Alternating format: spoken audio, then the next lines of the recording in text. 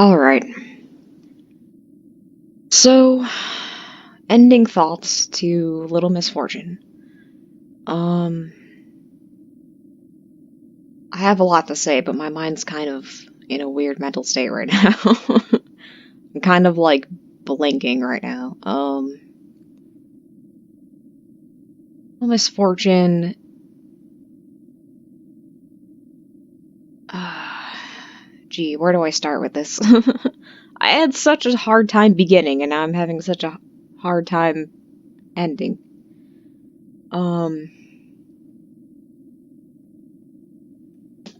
so, shit, where do I start?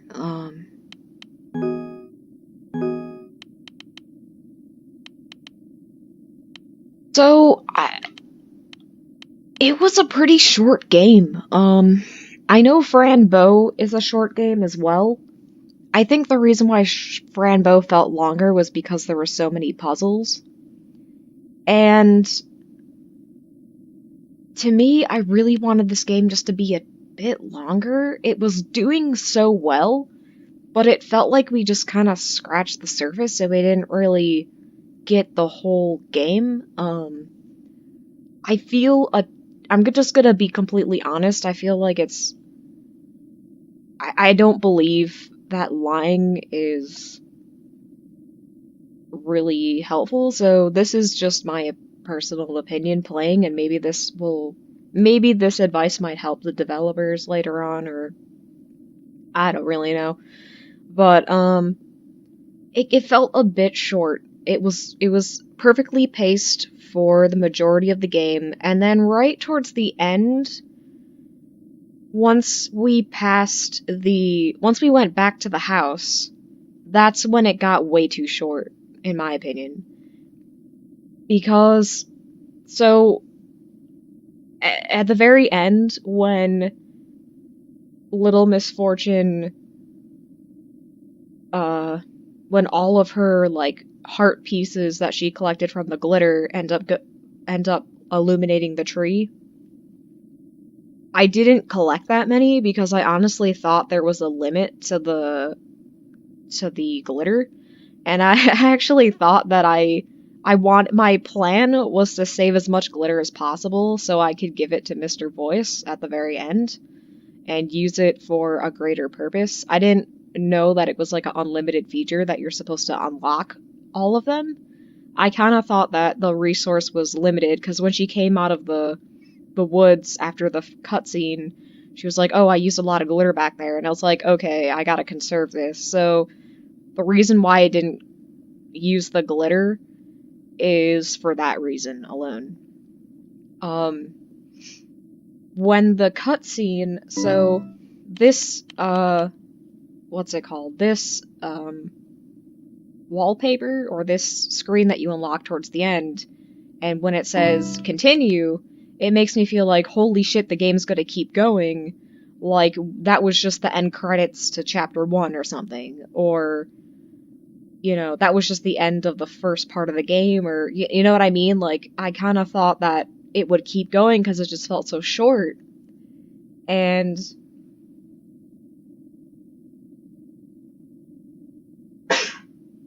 sorry, I had to sneeze.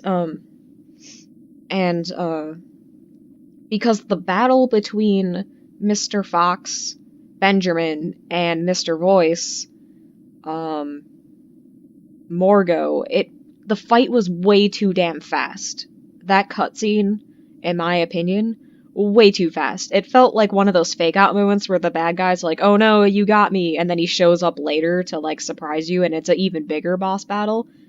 Because that went way, way, way too fast.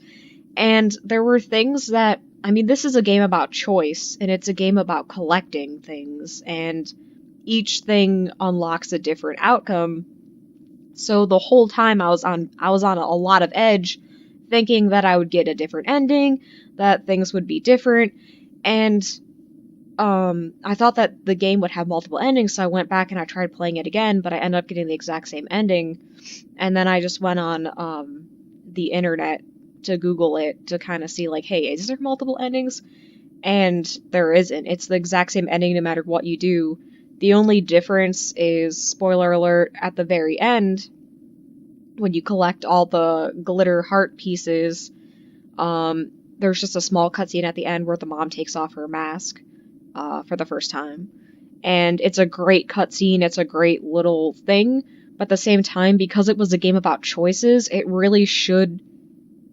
shouldn't all lead to the same ending. It should have multiple endings. Like, there should be an ending where you go off with Benjamin. There should be an ending where, like, even if there was a bad ending where, like, you know, where Morgo takes you and you're playing a game forever and ever and ever and you're stuck in a loop and it's like a bad ending. Because the game it told you from the very beginning, like, hey, this is a game about choices, be careful what you choose, and it was very, like, intriguing and like, oh my gosh, and, even just choosing something simple as a toy, and it's like, this is actually a lot more important than you think. You're really hyped up and you're like, holy shit, what's about to happen? Like, what is going on? So your imagination is firing like crazy, you're thinking about all these crazy time travel theories, and I totally knew the whole repetition thing and time travel thing was gonna start. They did it in Fran Bow. I thought Fran Bow was gonna do that, actually. Like, when Fran Bow meets her other self, when she's chained to the bed and she meets her other self, and I was like, holy shit, and they're talking about the alter reality and all these different versions. I was so blown away. And my imagination, my mind was like, oh my god, this ending's gonna be crazy. We're gonna be time skipping. There's gonna be a big battle between Patrolnus, right? Or I can't pronounce his name. I'm so sorry. Patrolnus or whatever his name is, between something, and because he had the dark feathers, in kind of in the middle of the game, and I was like, okay, like, we're gonna go back in time. We're gonna see this war. We're gonna see all these things happening. Everything's gonna be kind of revealed and whatever. And then it kind of took a little bit of a different direction. Not bad at all. I'm not criticizing it. It ended up going where she was walking around. It started getting more abstract, and then walking around at the hospital, and then we know what happens. She ends up basically Aunt Grace and the doctor, whatever his name is, I can't remember. The guy in the wheelchair, not Leon. I can't remember his name. The guy in the wheelchair. Basically, were going to dissect her at that point because they're doing some weird pituitary gland experimentations and experiments on twins, and there's all these references, unfortunately, to the World War II, concentration camps where they did that to children. It was real. And I've listened to the stories of some of the survivors, and it's sickening. I mean, so, and the thing is, too, is like, when Fran Bow talks to herself, it could be interpreted as, okay, is this Fran Bow in a different dimension, or is she talking to her twin in this moment? Because the Fran Bow that we're talking to is very skinny, malnourished, and then her twin looked a little bit, had more toys, more items. It's like they had like a kind of sickening control experiment where it's like, okay, this twin we're gonna put through more, we're gonna give more drugs and more trauma, and then this child, we're going to not let them experience trauma. So it's very interesting, and I think, actually, looking back on Fran Bow, the fact that her parents were murdered by, in my opinion, Aunt Grace and the doctor, to me, it might be like a controlled experiment thing, where it's like they're trying to see what trauma does to the brain and how it affects the pituitary gland, and can a nourished and traumatic brain reach that same imaginatory height or something. And the whole game can be interpreted in many different ways. There's lots of inspiration it's gathering from. It's trying to be its own thing. It's its own fantasy / horror kind of genre. and I loved it. I thought it was amazing. I had extraordinary fun playing the voices, and everything was a lot of fun. And it was still a short game, but it did take me quite a long time to play it because I was running around trying to fix the puzzles.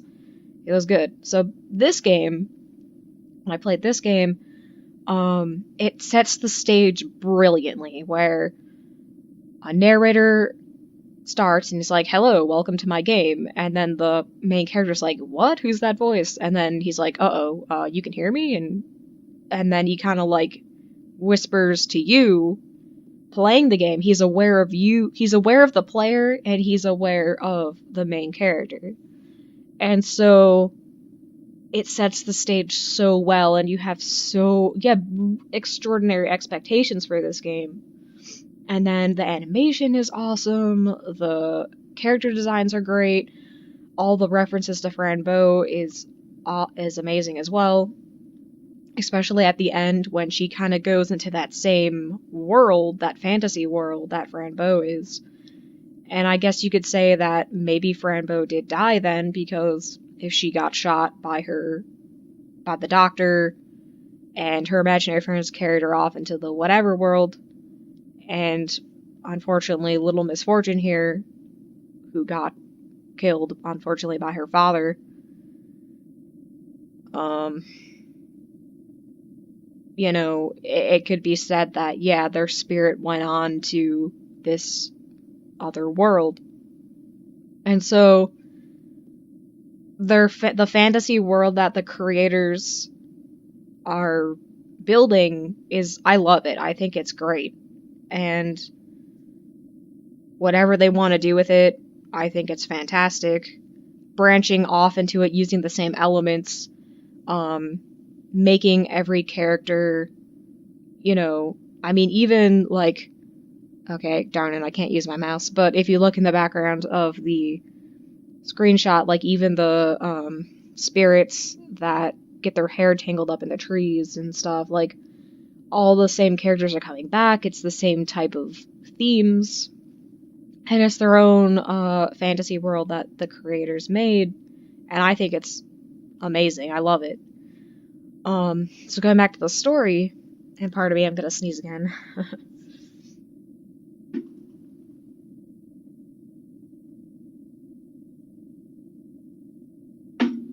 Or not, that was a fake sneeze. I don't know. So going back to the story, so my first impressions, as soon as the voice, Mr. Voice, came on the screen and started talking, I immediately was like, whoa, wait a second. What do you mean? Like, he was so untrustworthy to the very start, where I was like, oh my god, like, you're trying to get her killed. Like, you must be the villain of the story, and you're trying to get this poor girl killed, and it's up to the player to save her life.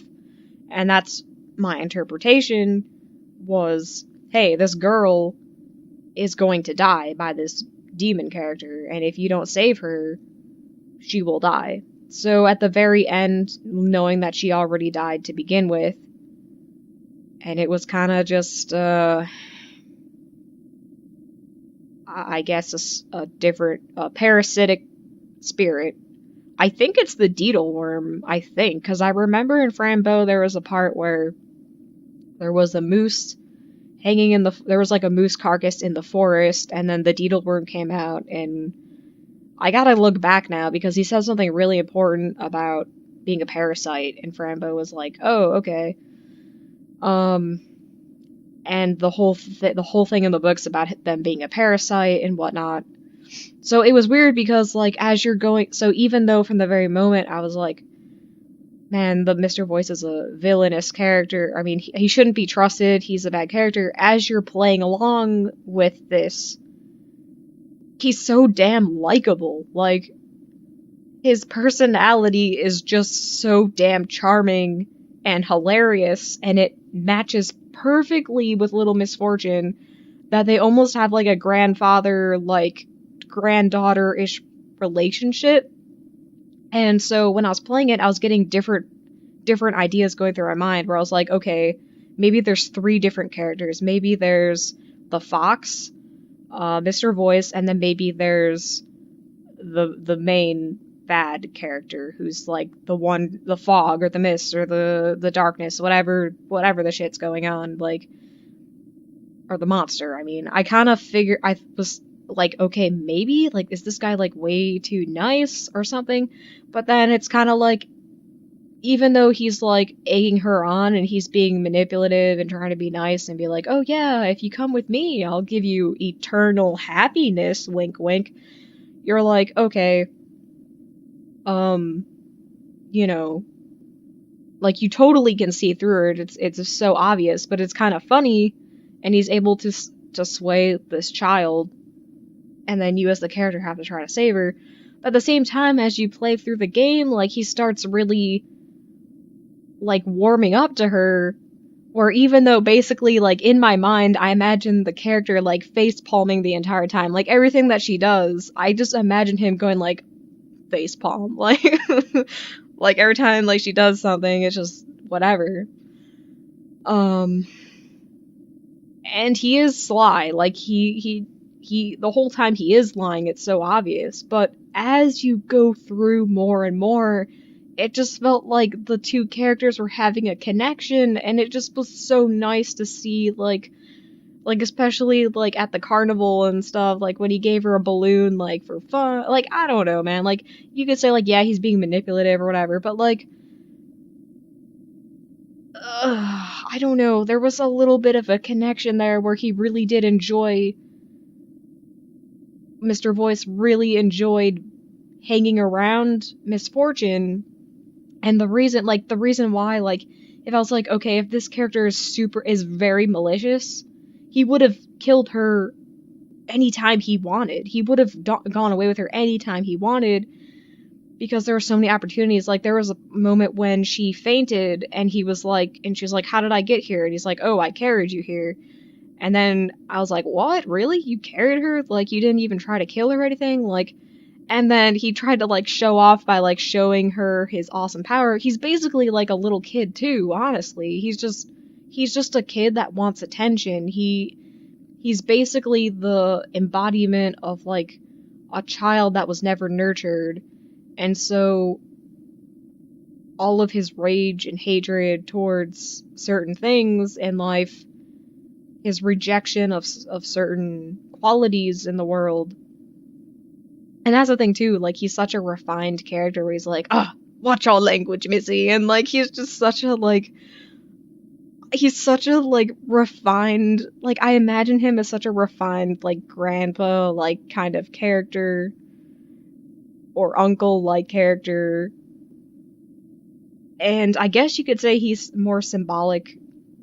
Maybe he's like a representation of her father, because in the flashback, if you choose to make little Misfortune eat the nasty candy on the ground, she ends up having a flashback, and or a dream or whatever, and it shows her sitting at the table with her mother with a mask on, and then her father with this like scarecrow, the dolls, the straw dolls that are used to like ward off evil. And so I guess he could be a representation of the father figure. I don't really know. And maybe, like, because he is the representation of the father, and because he's the one who murdered her by accident, whether he was drunk or careless or whatever, because she was crossing the road, and then he came in home, and, I mean, you could tell with the skid marks and everything. And at first I thought the dad died, because when you click on the car, she's like, yeah, daddy sleeps in here sometimes. And then she like pauses and she's like, daddy? Question mark. And so I thought what happened is that the dad committed suicide in the car, and she was like questioning like, daddy? Like, because she saw him quote unquote sleeping when he was really dead. And so I thought when the police came, that I didn't realize that the ending was going to be right there. I thought it was going to keep continuing just a little bit more, because I thought the conclusion, I thought like when the police were there and stuff, I thought like, okay, yeah, the dad passed away because she saw the body in the passenger seat. And then when I realized that it was going to be the end of the show, I was like, wait a minute, like, yeah, she is a ghost. Because there were hints that she was a ghost throughout the show. I mean, throughout the game. Where people couldn't see her, they were ignoring her.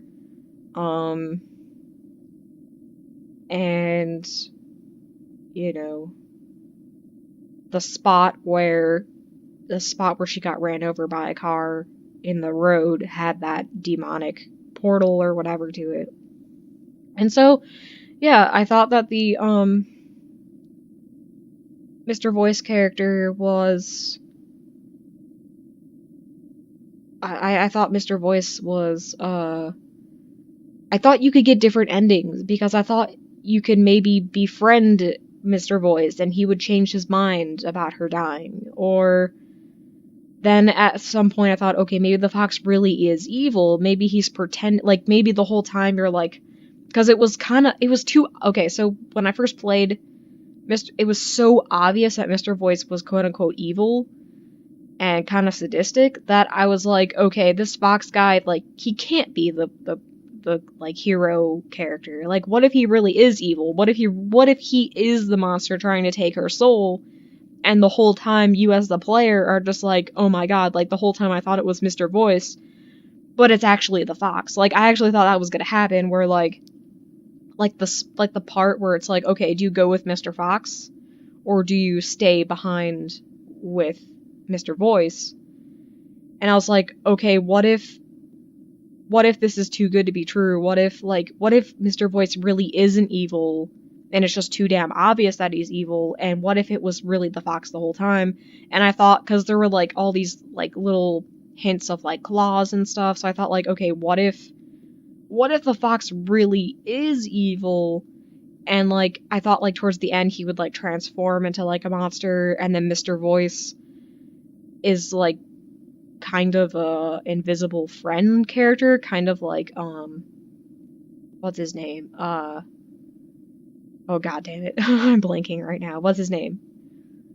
The James Brown character, the skull with the top hat. Not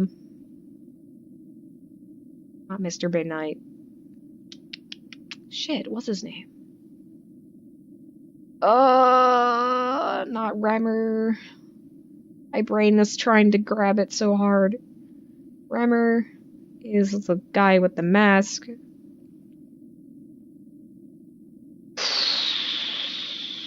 Patronus, Dr. Dern, Franbo, Grace, Little Pig. God damn it, what's his name?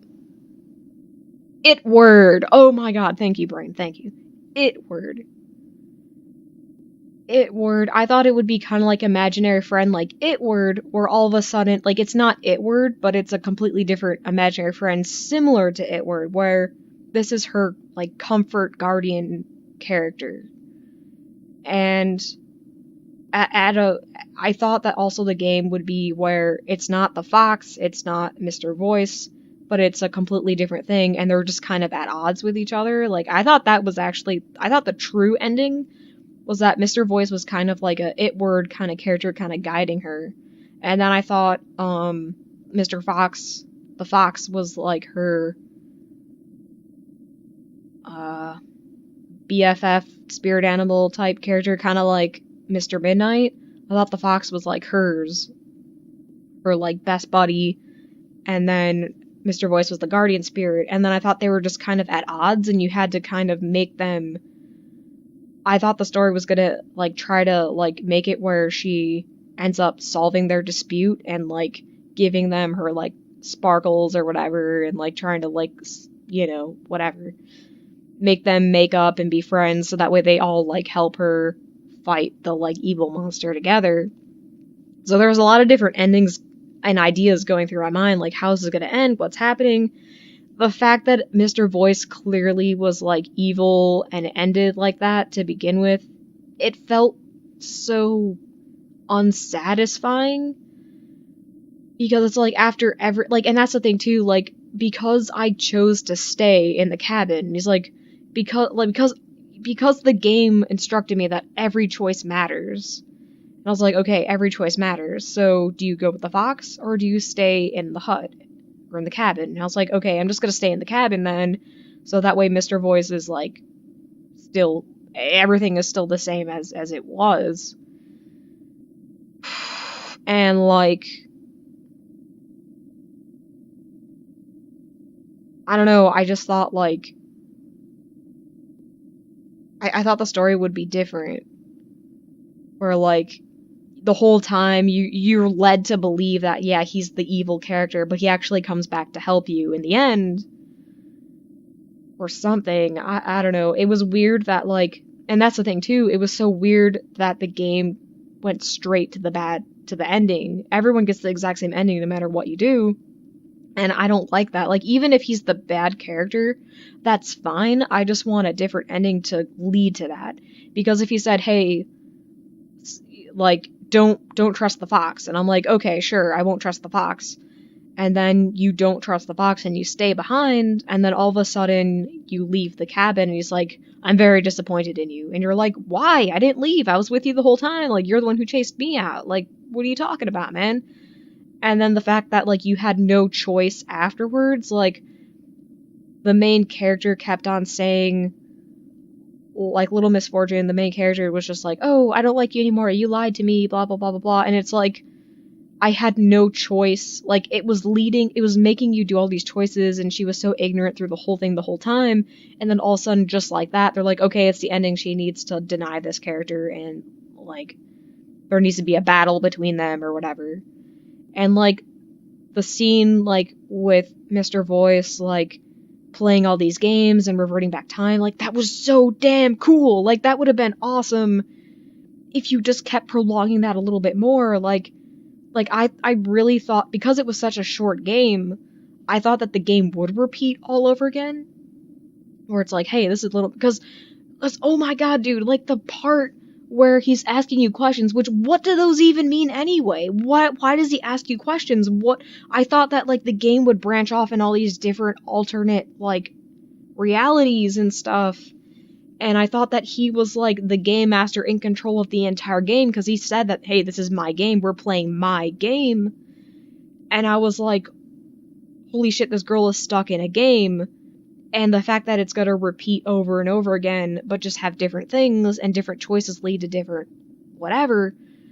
And then, so basically, what I thought is when he reverts time and does the whole deja vu thing where she's sitting there, the fact that it only let you go up to the vase, I think they should have just kept going with it a little bit more, where they're like, but as she's going, it's getting weirder and weirder.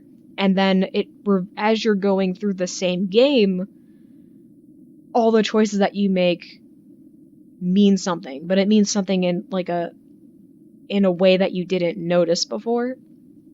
So like, for example, like all your choices lead to little unlockables, but they don't change the actual story or the gameplay. No matter what you do, it always leads to the exact same thing.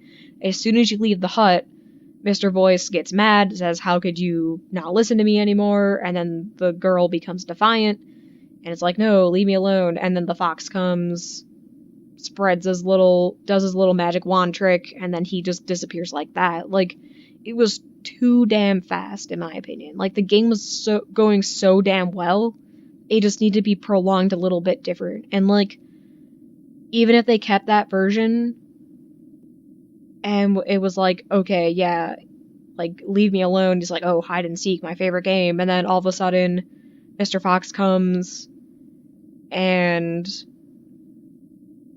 like, defeats him, let's say. And let's say she's, like, walking around with him more in the world. Like, it could have been where you learn that she died, she goes into the other world, she goes in there, and instead of cutting the game right where she walks into the door, prolong that a little bit more so they're walking around in kind of the same strange universe where you're like, whoa, what is going on? Like, what is all this crazy Rambo, like, crazy stuff? All this abstract, demonic, surreal things are happening. And then the last level of the game, or the last chapter, could have been they're in this weird surreal world.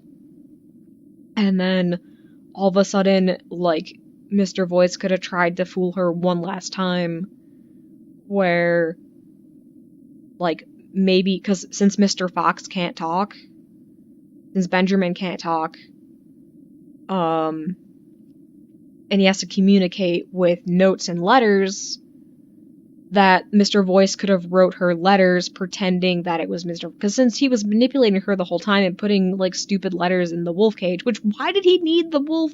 Why did he need the wolf to, like, why did he have to put a letter in the wolf cage anyway? Like, out of, like, really? Like, they're all the way downtown, and he's like, I got a brilliant idea, like, we're gonna go all the way to the zoo, and I'm gonna, like, I'm gonna put a fake letter in the wolf cage, just so that way you can, like, open it and it runs out. Like, it's just, and I'm pretty sure he wanted the wolf to maul her, but, like, what a weird thing to, like, do. Like, oh yes, it was me that carried you out of the sewer, and, like, look at me show off my awesome power. But now I had the brilliant plan of buying you a subway ticket going all the way down to the Central Park Zoo, where we will specifically open up a wolf's cage and get mauled by it. Like, it just doesn't make sense. Like his plans were so stupid that it was comical, and it was so damn funny that I didn't think it was a threat. Like, I kind of wish that instead of it being like, oh no, you defeated me, like,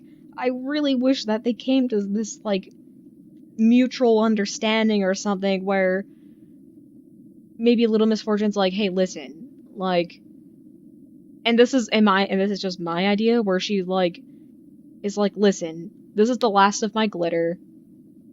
I want you to have this, like, you're my friend or whatever. And then he's just like all the feels from, like, all of her, like, happiness, despite all the despair, despite knowing that she passed away from her drunken father, and the fact that her mother suppresses her emotions and drinks heavily, just like the father, and there's domestic violence going on. Like, despite all of her life and despite all of her neighbors in the community going through the same thing, all the children and all that, like, there should be more of a resolve instead of just being like, ah, you got me, I was the bad guy the whole time. It should have dove into that, like, into the emotions, into the psychology more, because there's so many different children who went missing, and, like, the hero character, like Hero, and, like, all the other kids, like, there should have been more resolve instead of just cutting it to, like, hey, welcome to this spirit world, goodbye, the end of the game, you defeated the bad guy, congratulations. It should have been, and the game ending was good because it was, the whole point was her main struggle was with her mother, because her mother ignored her and didn't love her and didn't give her any attention. And that's why, like, the voice character could easily prey on her, because it was like, you know, she has no one to talk to, and neither does he, honestly. He's just bored. He wants to play. Like, that's the thing. He wants to play forever. Like, he is a child. Like, he has the same neglect and abandonment issues, and he's preying on all these different children. And that's the thing. Like, if he's, like, going around eating all these children, and children that are abused are more easy to control or manipulate or whatever, because they have no one that cares about him or whatever, like, that makes sense, I guess. Like, okay, but, like, there has to be some further resolve to this. Like, you can't just be like, and this is just my opinion. Maybe I'm overanalyzing it. Maybe people are like, you know what? No, you're wrong. This is a good short ending. Who cares? The end. Personally, I would have liked it to go just a little bit longer, where as you're going around, things get more abstract, more weird, and then you're confronted with, like, I kind of wanted there to be different endings, because especially, like, with all the choices, like, you're giving me the choice, you're basically tickling my fancy, and you're like, hey, like, the voice is like, hey, just want to ask you a few questions here, you know, it's important, and, like, what do you like, especially the point when he's like, oh, have you ever heard this question before? And then you're just like, what question? Like, and that was the question. Have you ever heard this question before? So you knew right away it was going to be all this time skipping thing, and like, you know that he's the master of the game and he's able to save and reset things, and he basically is controlling her life, I guess, because he's able to save and reset at different intervals. And, like, I guess, like, yeah, like, he is the one protecting her, kind of, because he's prolonging her life by resetting things and making her do things all over. And so it's just a game for him where it's just the same thing over and over. So, I don't know, man.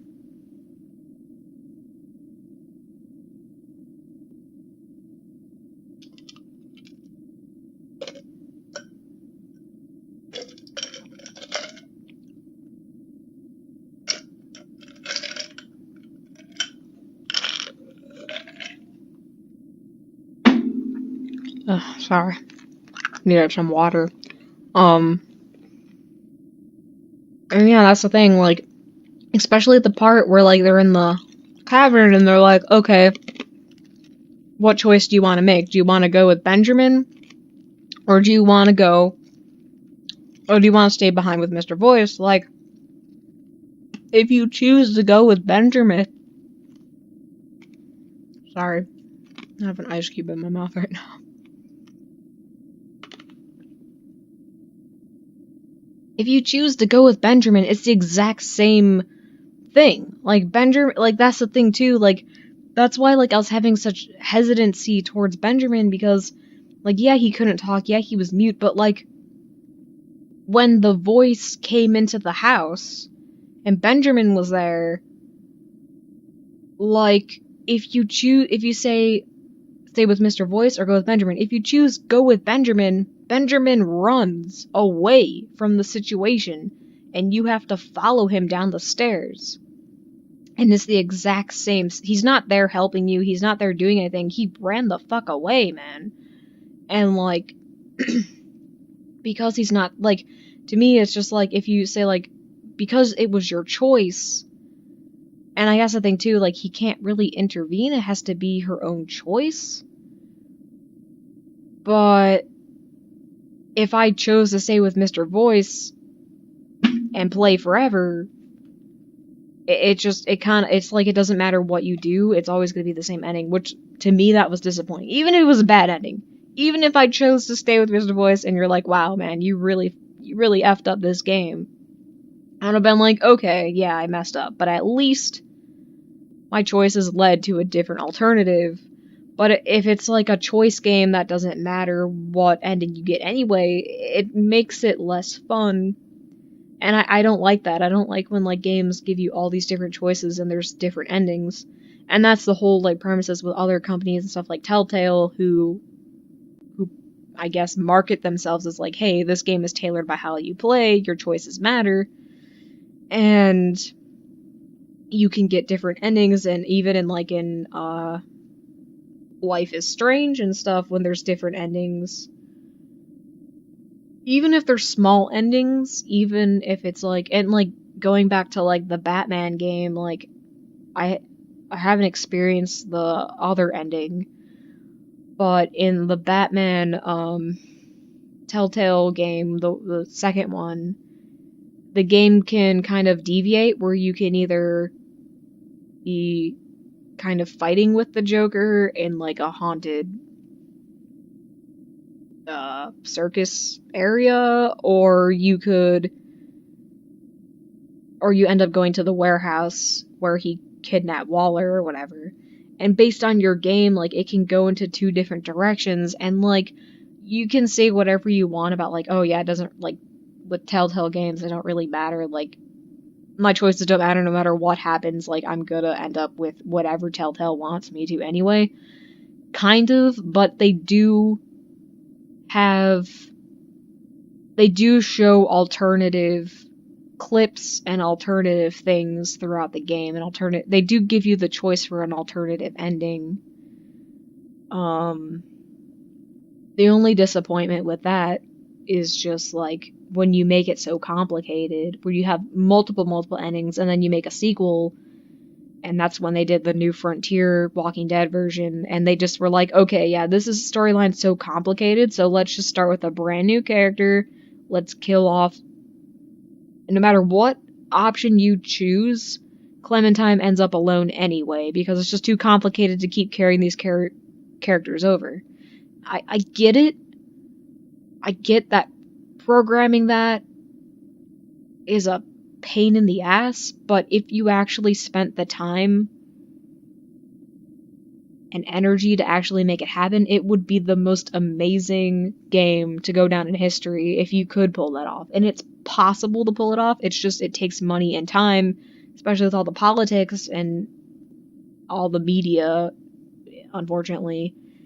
People don't have the time and money to make their masterpiece, which is really sad.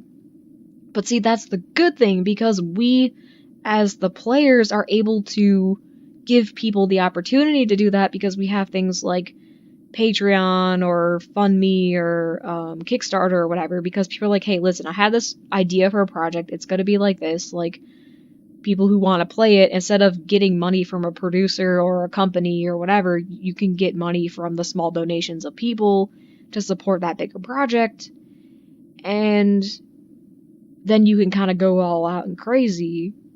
Sometimes it doesn't work out, though, based on, unfortunately, project dilemmas and stuff. Like, I get it. It's hard. It's very hard to make a game. It's hard to make a good game, and it's hard to make a good movie.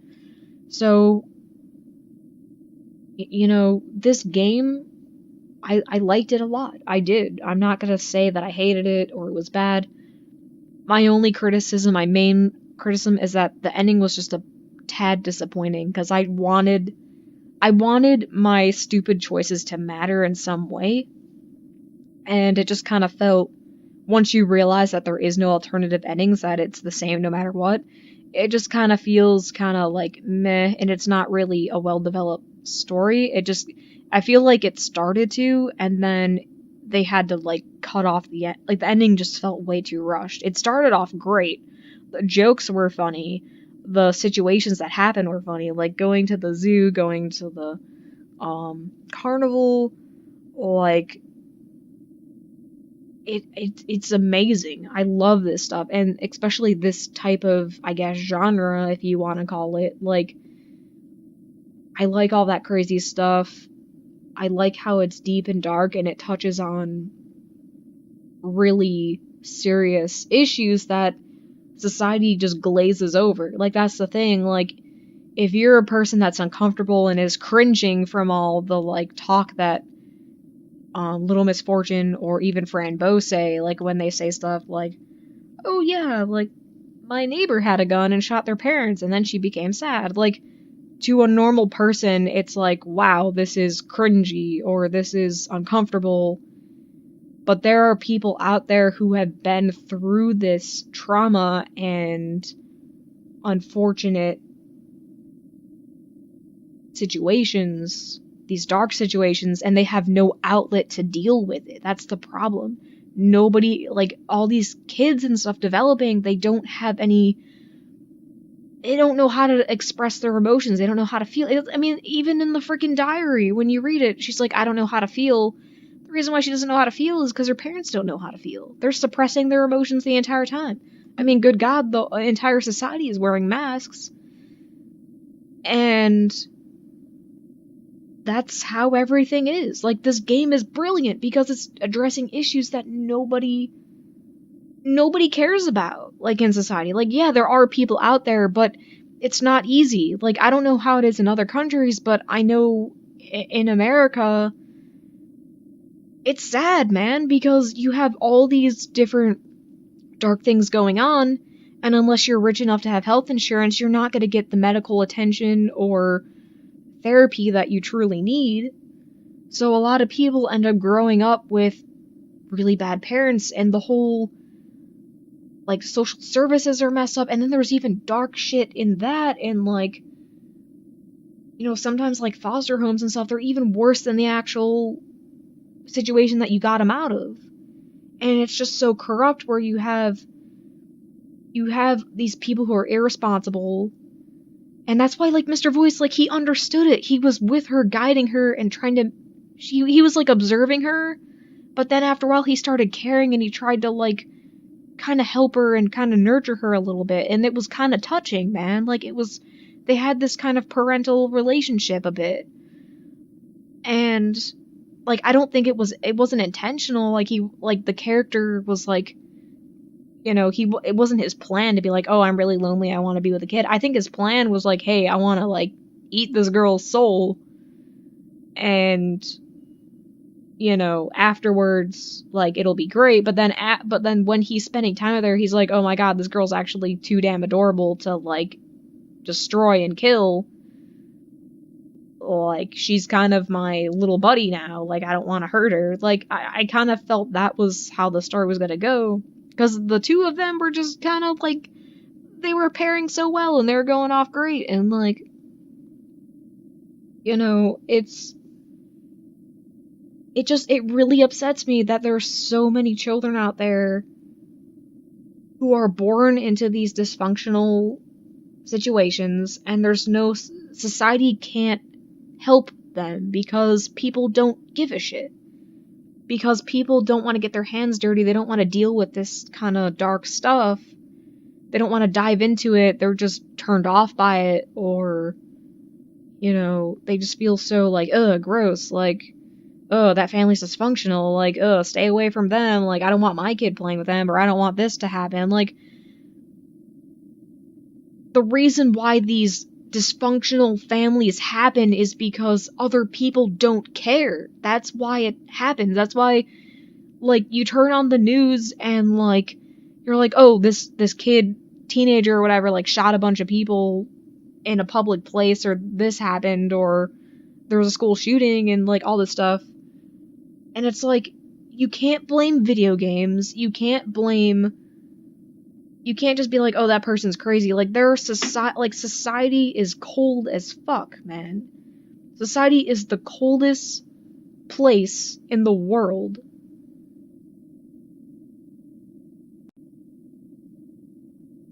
And it's like, if you have a good, cushiony, sunshine, rainbow life,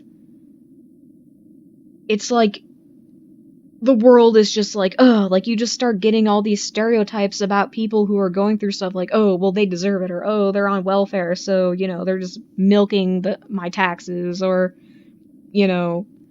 this country is whatever, and all these stereotypes, all this racism, all this, like, whatever just keeps flourishing, when at the end of the day, everyone's hurting. And I understand that, like, people who aren't mentally prepared to dive into this stuff, I can't blame them. I can't be mad at them for, like, being like, hey, listen, like, because I understand that, like, normal people who live a healthy, normal relationship, they don't want to get their hands dirty with all this dark stuff.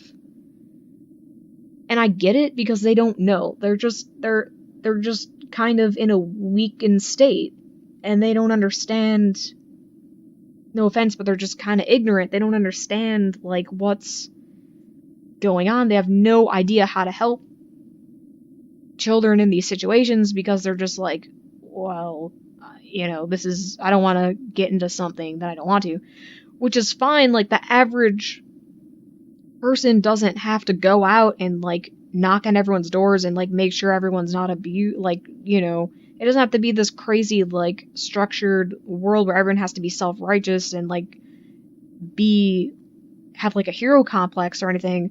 All I'm saying is just, like, in your own life, in your own society, your own little inner circle, like, what is around you? Like, what is your family struggling with? What is your coworker struggling with? What is your neighbor, your roommate struggling with? Like, they're in your own tiny little circle. You don't have to go to a third world country or to some whatever mental institution or whatever to, like, help people. There are people suffering all around you. Like, just pick and choose, man. And and that's the thing too, like, it's not, so just because you're hurting doesn't mean that you're not responsible for your own life. And this girl, like, at the end, it had a beautiful message where her mother was upset because she got pregnant and then she didn't know she had to marry this guy and she probably didn't even love him and her life was probably shit. And so, and there's all these things where the dad's a drunk, he's messed up, he's not taking care of the bills and, you know, the household duties anymore. So in order to get money, in order to get whatever, she's going to grocery stores and, you know, basically being a prostitute to everyone in society, like everyone in her like culture or whatever. And unfortunately, because it was so dysfunctional and this girl had no guidance, she ended up getting fucking run over by her own family members and murdered. Yeah, it was an accident, but I mean, anyone could have saw it coming if they would have if they knew about them. And they would have been like, oh yeah, that's the Ramirez family or whatever her name was. Like, yeah, they're always like that. Like, there's no, like, society just doesn't give a shit. Everyone's wearing a mask, everyone's pretending to be someone they're not, and everyone's hurting. Like, there's no, like, you can't say, like, oh, well, I'm hurting more than you, and this, like, you know, I'm suffering more than you because you don't understand me. Like, if you go through that mentality, you're always gonna be a victim. You're never gonna find your own light and your own joy. And that's what this girl did. Like, she's a beacon of light. Like, despite her shitty ass situation, she found her own inner voice, her own inner strength. Like, you could be like, yeah, well, she's just throwing glitter on shit. Like, it doesn't matter. Like, the glitter is a representation of her positivity, of her trying to grab onto that hope. And even at the very end, after learning that she died, after being through all this stuff, she still forgave her mother and was like, but the thing is that even though she came to terms with it and let it go, at the same time she also said, listen, like, I can't be the one to help you. You have to help yourself. Like, this isn't my responsibility. Like, I'm a child, this isn't my responsibility to make you feel better. You're the adult, you have to grow up and do this. And it's more in depth, there's more things to, you know, it's a vicious cycle, unfortunately. Like, but the thing that bothers me is that, yes, it's a vicious cycle, but it can be broken so damn easily if people actually cared about each other. And they don't. And so it just breaks my heart when I hear all these stories about, yeah, all these kids are dying and getting raped and abused and molested, or getting rocks thrown at them, or emotional abuse, or narcissistic abuse, or whatever. It doesn't matter, or just neglected, or maybe they have a good, you know, it's just there's all these different things.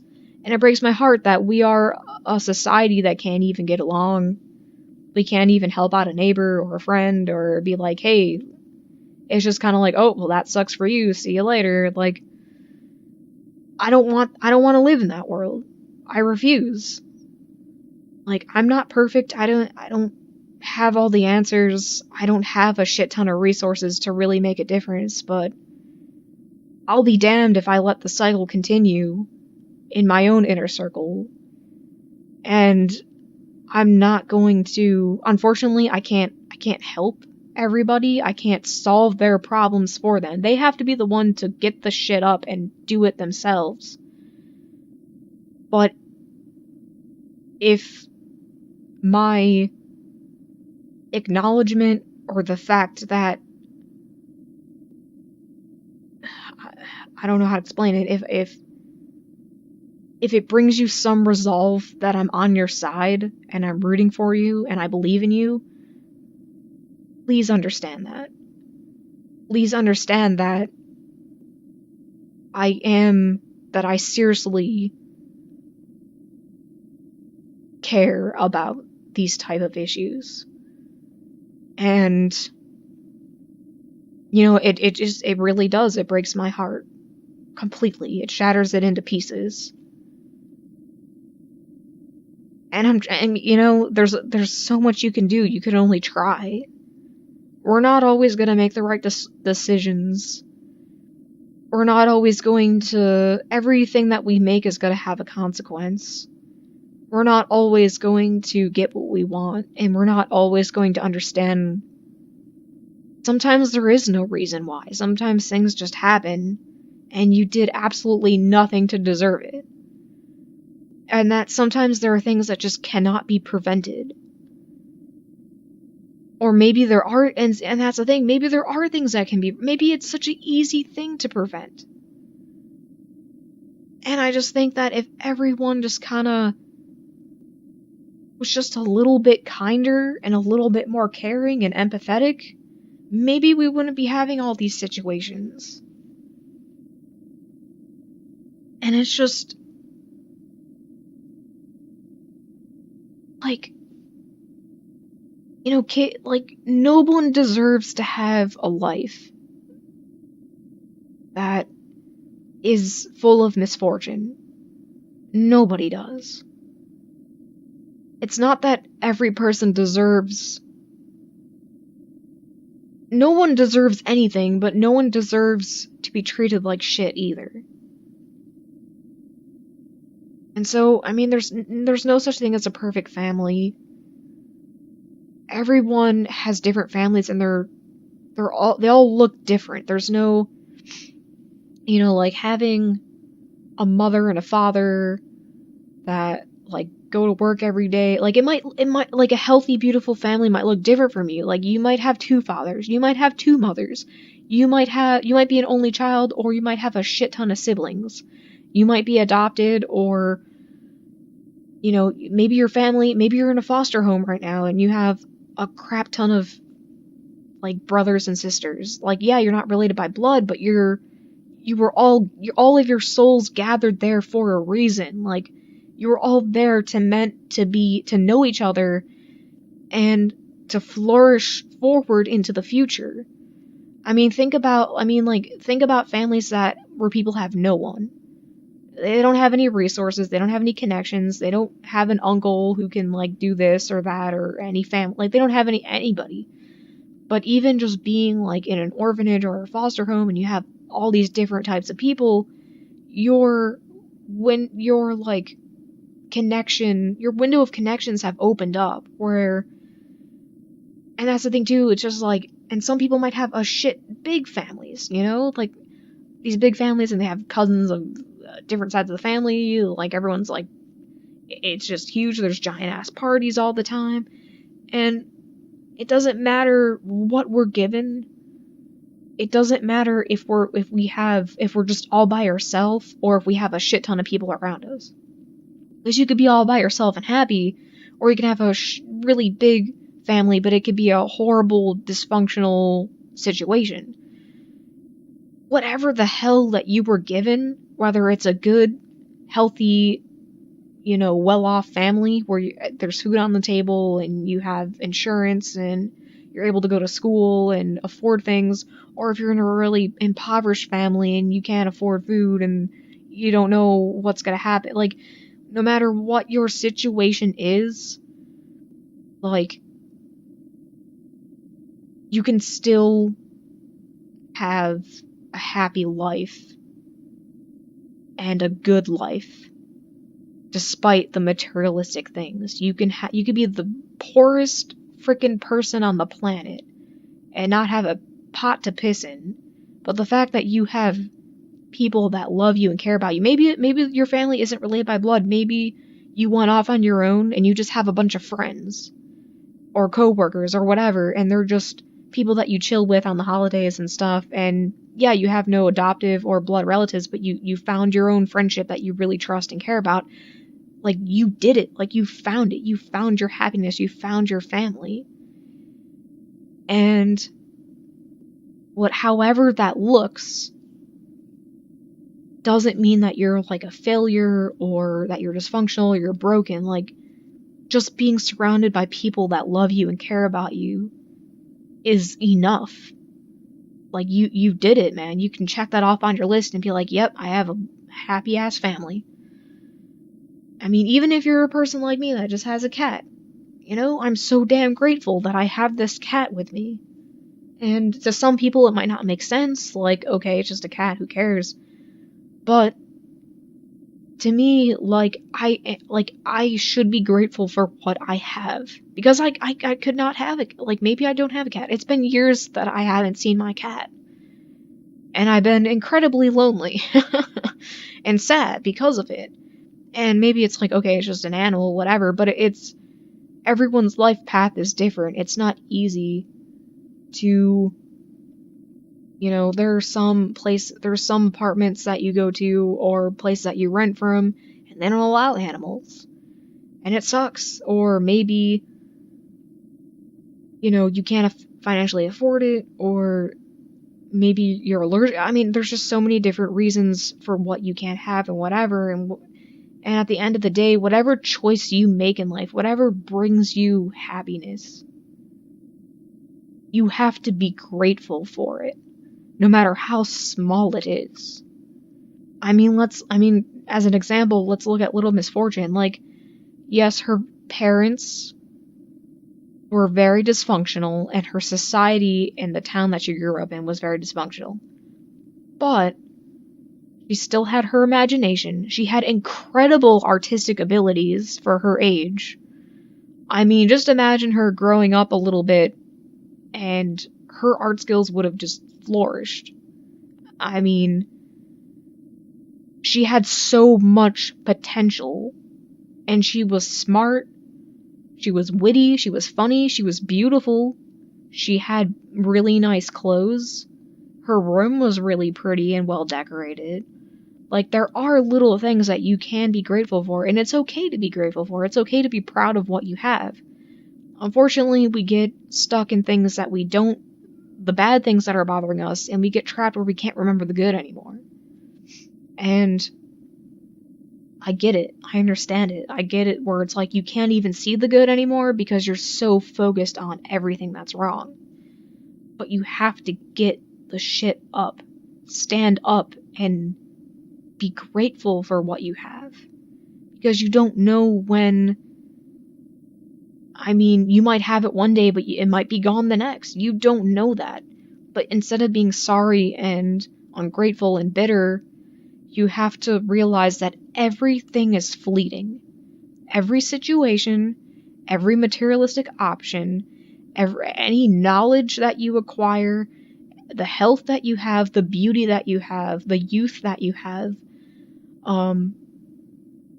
every single thing that you acquire and that you obtain in life is fleeting. You're young now, but you're going to be old eventually. You could be really beautiful right now, but then the next day, as time goes on, like, people change. But that doesn't mean that our inner souls, who we are, shouldn't change. And unfortunately, there are accidents where, things happen and people become physically disabled, or they can't walk anymore, or maybe they're blind, or they have this new illness, or they're suffering from cancer, but that doesn't mean that you give up and you die and you fall into despair. You keep going and you cherish what you have. You could be disabled and you can't walk and you're in a wheelchair, but you have endless amounts of money and you're able to afford all your health expenses. You're able to travel wherever the hell you want. You still have your mind. You can still paint or draw or write books, or you can go on the internet. You can watch TV. You're able to do certain things. You have to, maybe you can't walk, but you can still do everything else. You have to be grateful for what you have, because it's always changing. It's always dynamic. And that's why, being in despair doesn't matter. It's kind of a silly thing, because at the end of the day, we're only granted this as a small blessing anyway. We're not immortal beings in this lifetime, in this earth. Everything is changing, everything is molding, and you have to look at that even from a more biological, natural sense, where our bones break down and it grows new trees, or new plants, and then the plants that grow get eaten by animals, and then those animals, the cycle of life keeps on going. And we're always going to be different. We're always going to get different opportunities at different time. So right now, if you're despairing over, oh my god, I have no family, I don't have a loved one, I can't get a boyfriend or a girlfriend, I wish I had someone to love or something, that's okay, because we're not supposed to get everything we want in this one lifetime. It's continuous. We're all playing different characters in different moments of our life. And the thing that we do to be truly successful is to learn through the life lessons that happen. You know, instead of despairing and saying, oh, this all sucks, I hate my life, I don't want to do this anymore, instead you say, listen, this happened and it sucks completely. And I was completely sidetracked by all of this drama and misfortune. But the life lesson that I learned, because I survived through it, because I am still here, I am able to give hope to other people who may come to that point in some point of their life. And you can't compare your life to other people. You can't say, oh my god, I'm failing, everyone has a boyfriend, or everyone's married, everyone has their house, everyone's got a nice job, and look at me, I have no job, I can't have a stable relationship, I got nothing. Like, you can't be in despair and constantly, you can't be constantly comparing yourself to other people to measure success. Success is measured differently, and it's an internal process where everyone goes through different life lessons. They learn from those life lessons because you're gathering it within your heart and in your soul. It's not, the material world is just there as a simulation. It's just a game. The whole world is just a game. Just like Little Misfortune, it's a game. Like, yeah, it's sad that she passed away, but the whole experience, the whole simulation is a game. It's a game within a game. And you have to realize that it's a small piece of the puzzle to something much, much greater. And I don't always know what the future is gonna bring, and I try to foresee it to try to steer everything on the right path. But I would be a fool to think that I know everything, because I don't. I know nothing. I have so much to learn in this world. I just want everyone else to know that too. That if I can give any life lesson to anyone right now, it's that we are all at different levels in our lifetime. We are all investing into different stats, and we are all playing different types of games to level up and learn at different points in our life.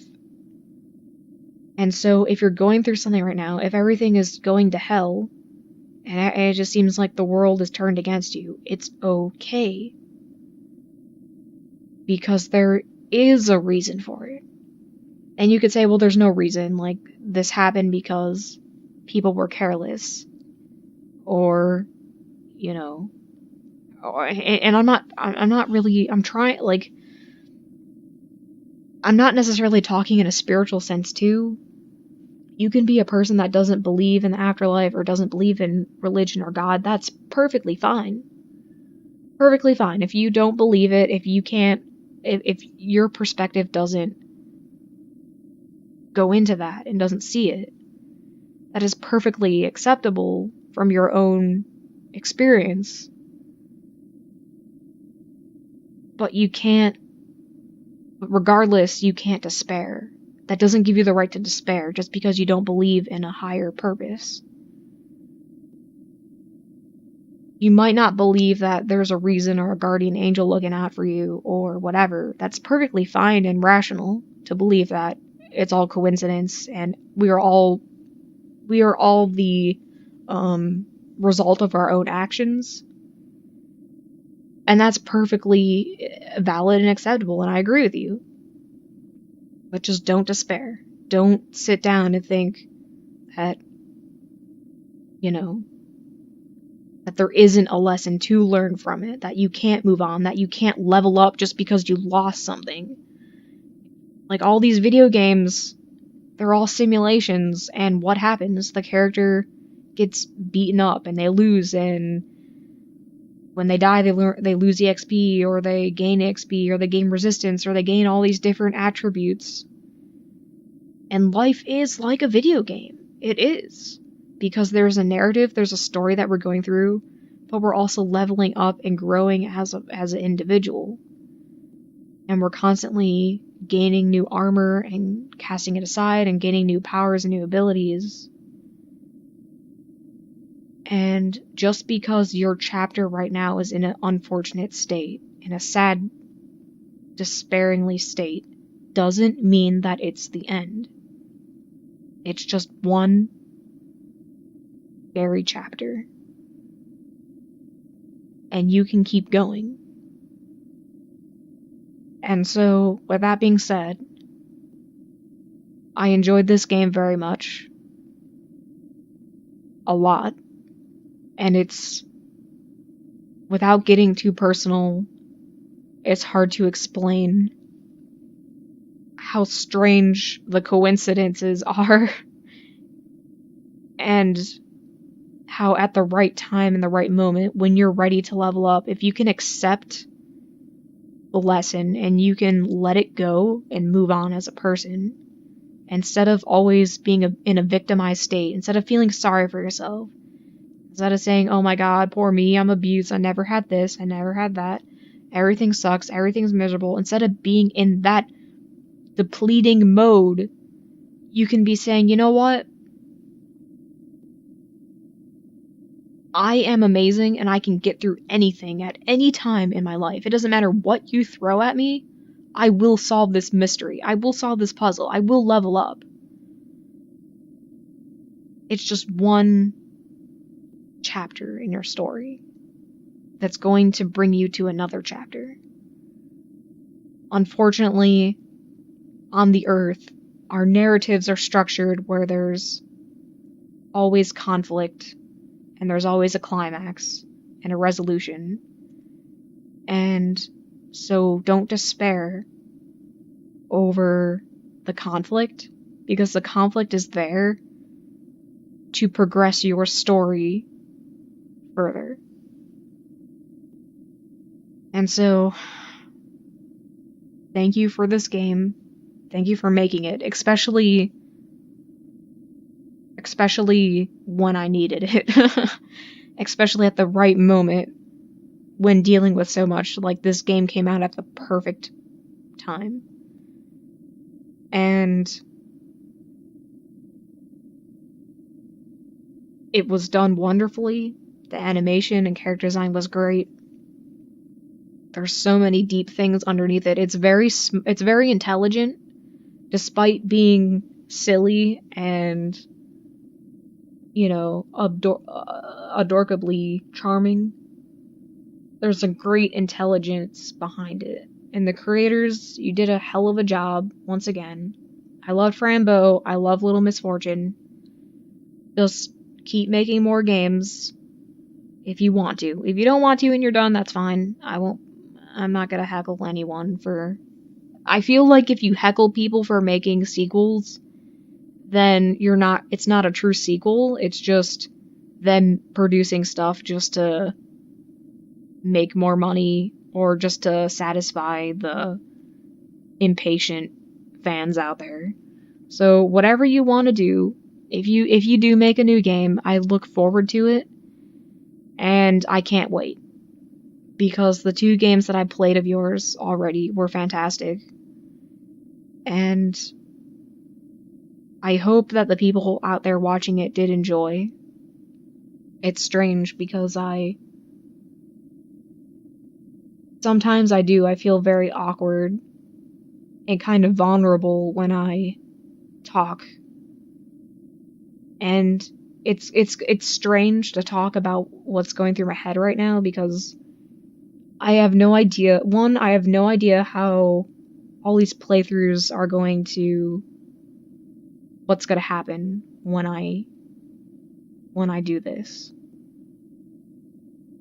Once I upload everything all at once, I have no idea what's going to happen. And I'm prepared for a lot of bad things, but I'm also okay with that because I personally enjoyed what I have done, and that's at the end of the day, that's all that matters. Is that, and from the moment I started doing all these Let's Plays and watching movies and stuff, I told myself that enjoying it was the number one priority. And that's why I haven't uploaded anything or shown it to the public, because I'm not concerned with likes or views or publicity or money, even though God knows I need the money right now. But regardless, it's okay because I know that growing as a person from when I started to now, after all that's happened, I know that I'm entering a new chapter in my life, especially with the start of 2020. And there's been a lot of, in the past decade, there's been a lot of hardships, a lot of disappointment, and a lot of lack of adventure. And I think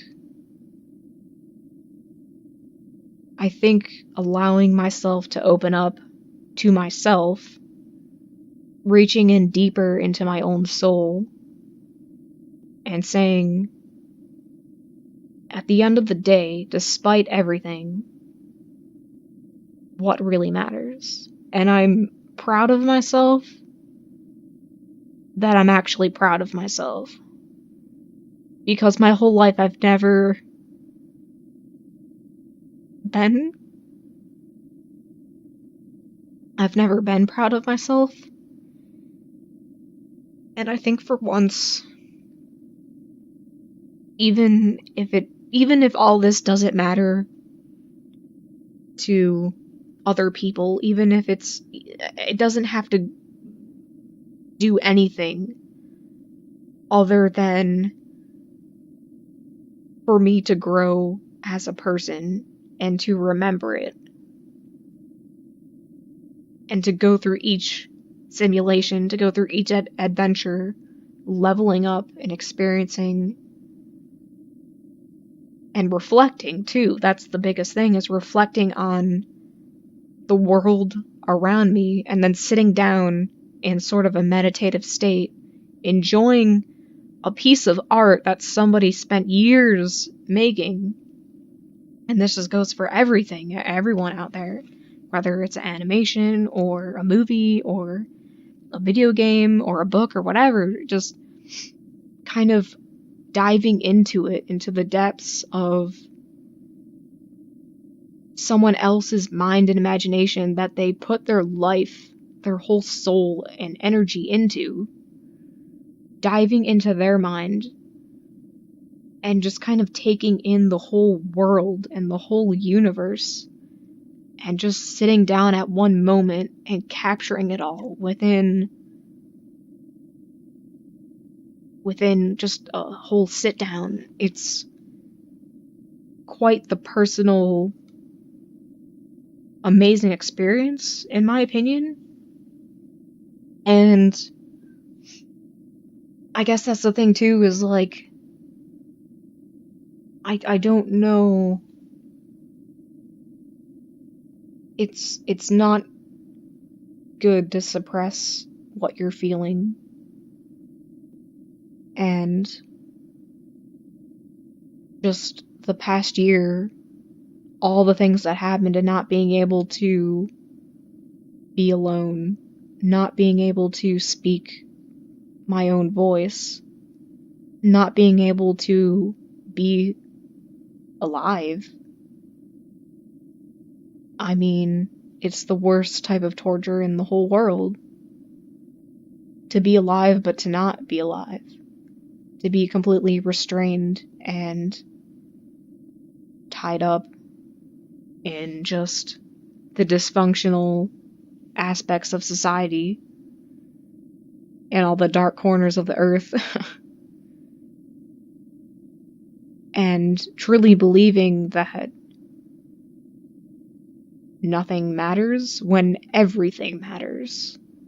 If there's ever a point in your life where you believe that nothing matters, you are basically drowning in the opposite of where you should be. That you are basically in the very depths of a vast ocean, if you will, if you'd like to imagine that. Or think of like a sphere that is filled with water. Just very cold, dark water, and you're just floating kind of this world where nothing matters. But the opposite of that is that everything matters. It's only when we select things that matter, when we say, well, only this is important, or only that is important, when we become selective and not acknowledge that everything matters, that is when chaos and turmoil start. That is when things start to decay and things start to get bad. Because you can say, well, and just looking at the patterns of our human history, which is a giant lesson to be taken from. You know, you can look at, depending on your mentality or whatever, I mean, just look at just everything. If you're a parent if your child wants to go into accounting or something, and you're a parent and you're like, no, our family tradition is going into the medical industry or something, or maybe your kid wants to be an actor and you're just like, no, they need to run my family business instead or something. And whenever you say, no, that doesn't matter, that this matters only, whenever we put too much seriousness into something else and completely ignore everything else, we don't acknowledge every single thing in the world, that's decay. That's suppression. That's when other people suppress their emotions because they were never validated to begin with. And even just all the racism and sexism and just saying like, oh, well, these types of people who live in this country are all evil and they all believe that, they're all terrorists or something. When you know deep in your soul that that's not a true statement because they're just regular people just like us who are just doing their own thing.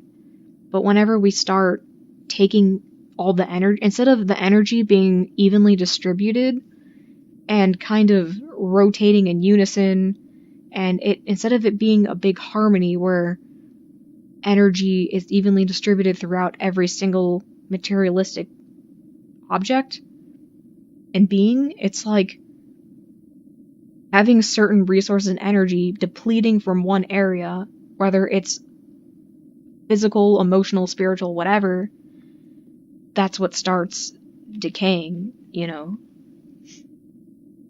You can't try to grow a forest and say, well, this forest doesn't need sunlight, and expect it to grow. You can't plant a garden and say, well, I don't need to water it ever. If you don't give attention to what things need, that's how things wilt, unfortunately. And it's the same with people's ideas and their inner worlds, the outer worlds, all these different realities and all these different levels of consciousness, these levels of being, because we are one being, but our minds take us to different places, right? Like your mind could be in a fantasy world. Your mind could be continuing, it could be in the past, where everything's on repeat mode all the time, where you're always living in the past. You can always be living in the future, where you're always dreaming of your dreams and fantasizing about it, but never actually manifesting it or putting the effort to do it. You could be only living in the moment and not balancing out everything else. And I think that's just what the world is, how to survive correctly, is to balance everything. If everyone could just balance their own being and their own self, their own lives, the world would be the most magnificent place ever. If everyone's always leaning on other people's shoulders, putting the blame on others, you know.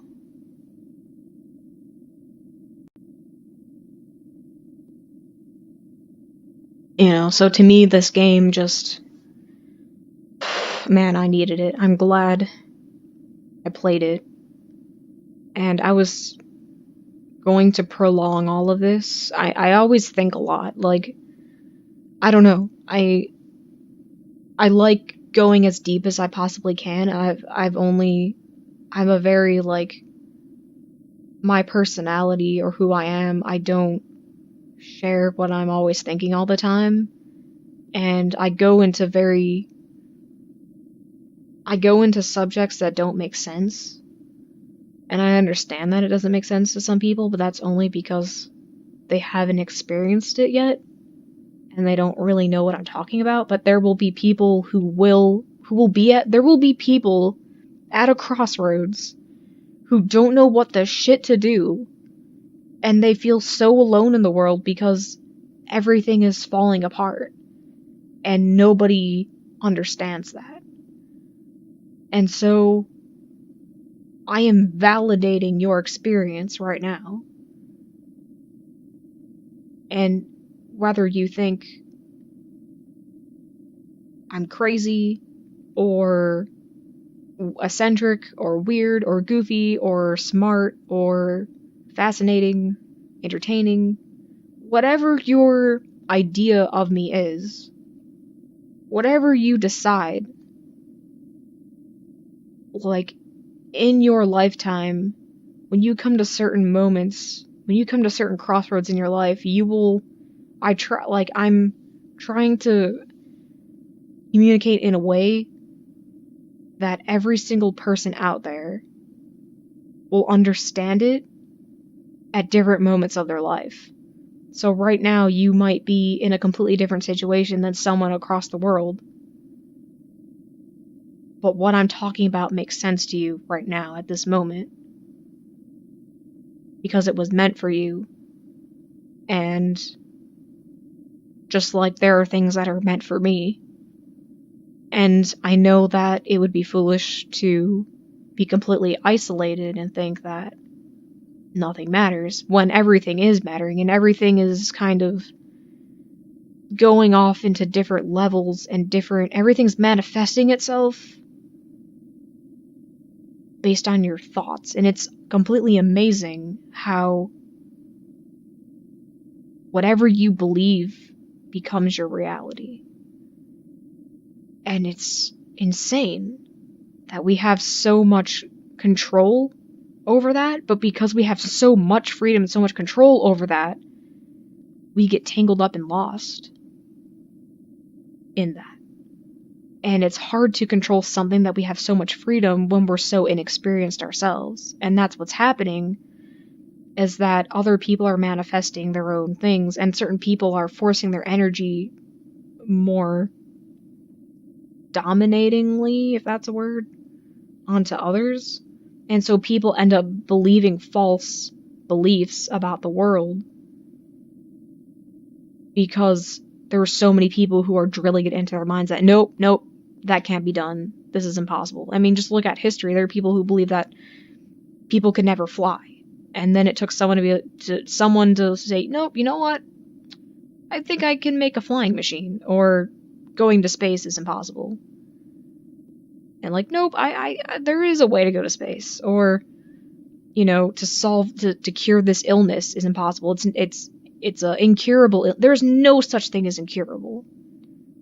You can unlock your inner healing within yourself. It doesn't matter if you have cancer or the rarest freaking disease or thing ever. It doesn't matter if you were born with no eyes or lack of limbs, because your body is adapting to other ways to survive. Just look at all the millions of different species on just the planet Earth alone. whatever you are born with and whatever you adapt, whatever you apply yourself into, you become that. You become what you do. And unfortunately, because we are a gathered species that are kind of carbon copies of one another, and also carbon-based life forms, like, we tend to think, oh, well, because I don't fit the mold, I'm defective, or I can't do this. It's like there are animals out there who have gained the ability to adapt. You know, just look at like bats, for instance. Like they're blind, right? The term blind as a bat, can't see shit, but they see through sonar. They see through their voice. There are certain creatures out there who have no legs, and they get around differently by flying, right? Like birds, like they have no need for arms, and they have very small, thin legs because there's no need for it. They get around by flying. Whatever you apply yourself to, you become that person. You become whatever you want, you become. And I know I'm kind of going off into all this weird stuff. And you're like, why are you talking about this after playing Little Misfortune? Well, it was long needed.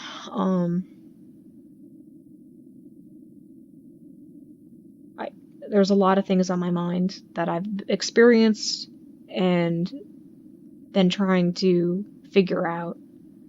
And even this game confirms it. There are so many things within their own imagination that are just like, wow, what the hell? Like, this is amazing. And you could just say, hey, this is a simple fantasy game, period, the end. But I have this idea that our fantasy is actually the truth. And the problem is that if everyone's fantasy was true, it can't hold itself up materialistically. So, you know, if everyone's like, oh, well, I can fly, I can do that, like, we are bound by the laws of nature in order for us to all exist at the exact same time. But we are all very different beings with very different dreams and aspirations and fantasies and whatever. I mean, you can give everyone the same ingredients to make a dish, and it's all gonna come out a completely different dish, right? Someone's gonna make soup, someone's gonna make spaghetti, someone's gonna make, you know, whatever. And just look at all the cultures. You isolate a person on different land masses, and holy shit, look at all the different cultures and languages and things that people created. That your own individualistic self can create so damn much. And I don't take tradition very seriously because it constricts your imagination, but it is also important because it does kind of harmonize people and brings people together. And it's okay to bond over things like that. I think it's great. But I guess what I'm trying to get at is, like, I'm just trying to let you see the bigger picture that, and myself too as well, that everything seems to crumble apart, that everything is very unfortunate. There are a lot of bad things that happen to us.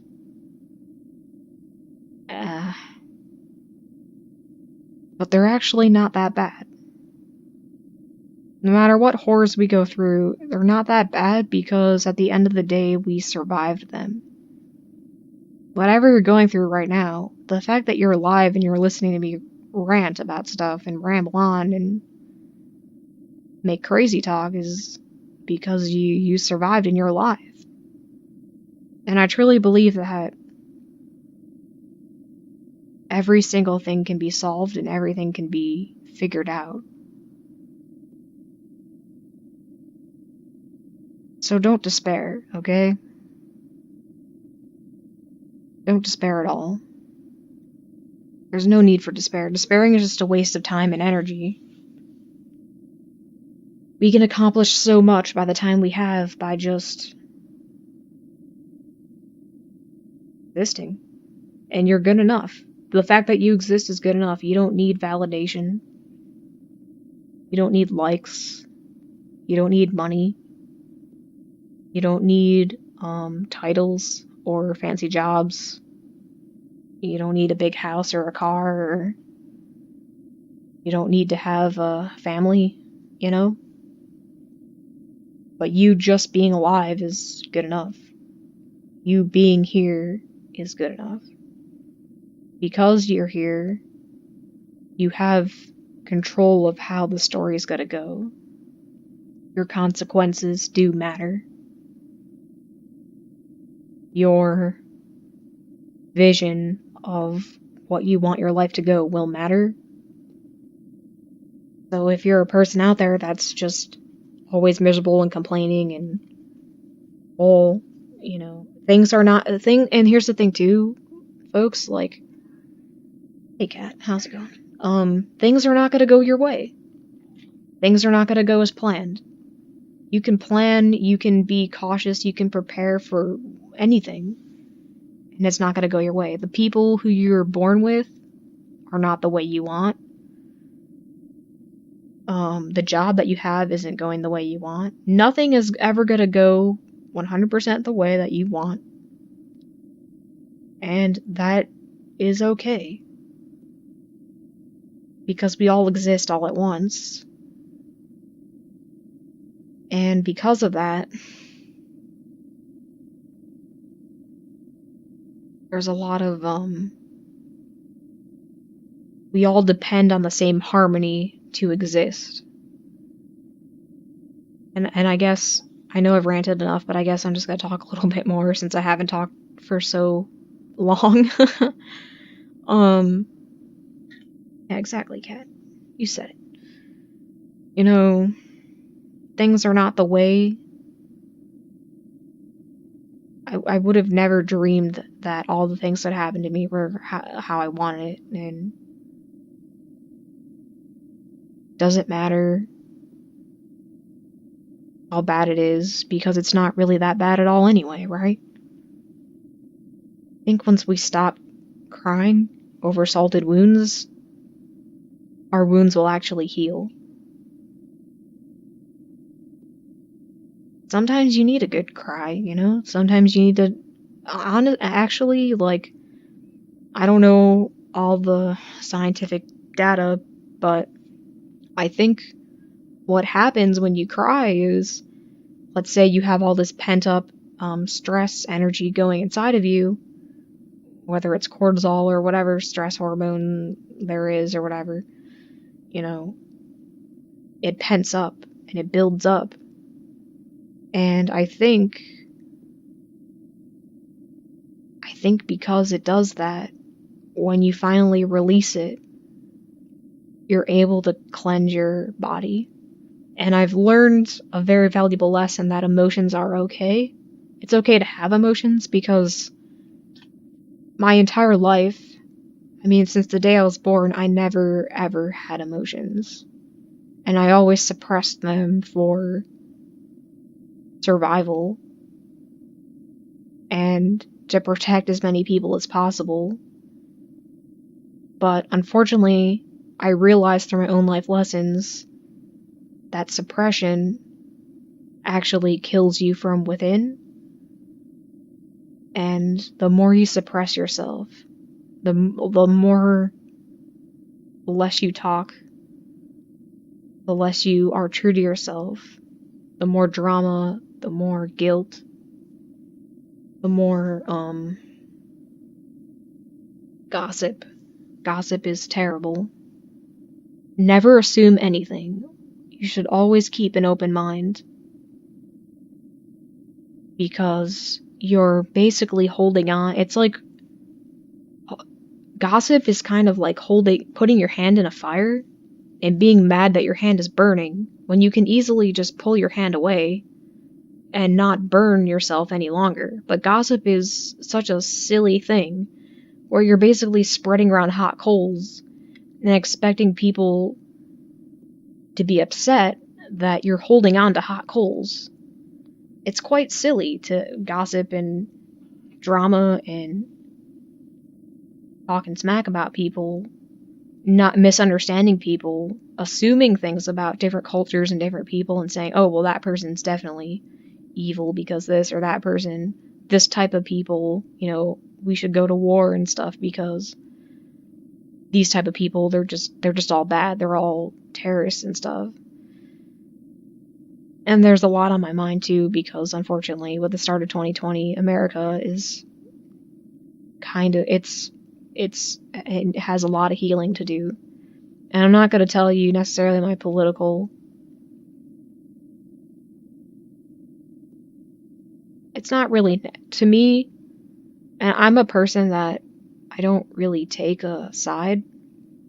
I'm a very neutral party where I don't define into political, like religion, politics,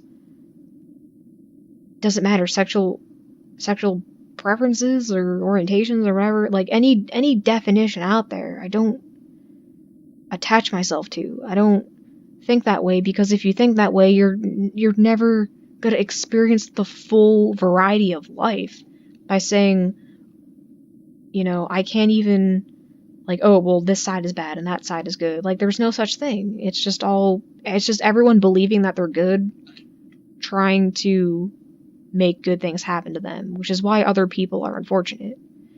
Just look back at Little Misfortune, right? Like,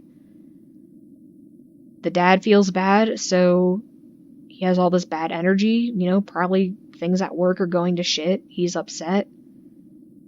Throws a rock at the kid. Feels better because he got all that bad energy out. Well, guess what? Now that bad energy is in your kid. Now that person's carrying all the burden. Suppressing and the same thing with the mom wearing the mask, like, she's suppressing her emotions because she doesn't like her life, right? She's consistently drinking, trying to suppress her memories. She's consistently trying to relax herself with nicotine and smoking. And you should never look at the situation and say, listen, oh, you're a bad person because you're an alcoholic, or you're a bad person because you're smoking too much. No. There's no such thing as good and bad. It's that people are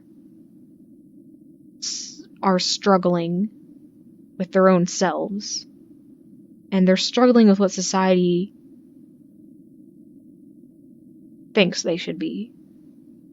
And I mean, think about all the shame that the mother carries about getting pregnant and forcing herself to marry this person and all this stuff. And,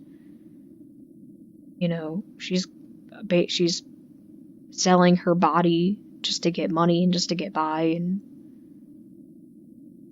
And the dad, I don't know what his story, like, who knows what his story went through. Maybe he had abuse. It's kind of a vicious chain, honestly.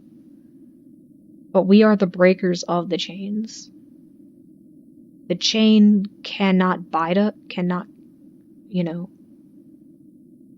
the chain of our history, our past, our DNA. I absolutely hate when people say, oh, well, it's all in the DNA, or, this person's struggling with all these illnesses or mental illnesses, or they're dysfunctional because, oh, it's all in the genes. They're all nasty, disgusting people. Like, how dare you? How dare you say that to people and look down on them? Like, who are you to look down? Nobody should ever be looking down. Everyone should always be looking straight ahead. You never look down and pity someone, and you never look up. You always look straight ahead, dead into people's eyes, because that is where their soul is, right? You're not going to find their soul on the floor. You're not going to find their soul high up on a pedestal. Straight into their eyes is where it's at. And deep into the heart, chest, and stomach. And every person should be acknowledged. Every person matters and deserves to be here because they are here. Whether you like it or not, these people are here at this moment in time. Doesn't matter if you hate your neighbor and they're driving you crazy, or your boss, or your parents, or whatever. Doesn't matter. They exist. Everyone deserves to exist. Now, we have choices where we're able to, when I say there's no such thing as good and bad, there's no such thing as good and bad.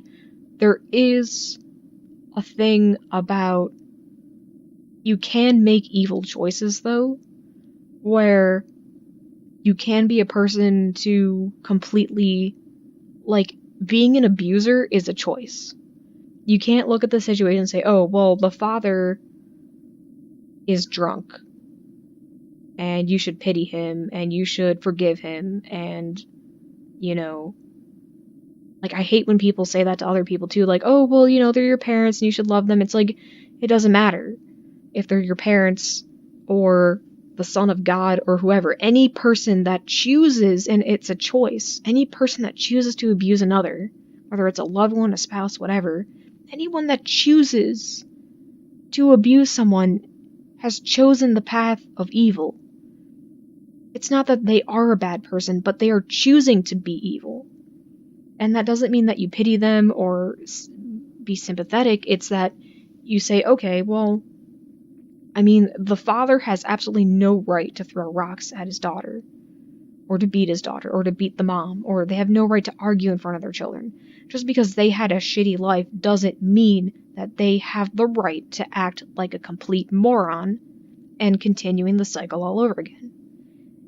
They might be ignorant as shit and don't even realize it, but I disagree when people say, like, oh, it's all in the brain tissue, and, you know, look at the person's brainstem and look at how the hippocampus is shrinked and it's been shrunken from all the years of abuse and neglect. Bullshit. You can't argue that because it grows back. It doesn't matter what the shit you've been through, your body will regenerate. Promise you it does.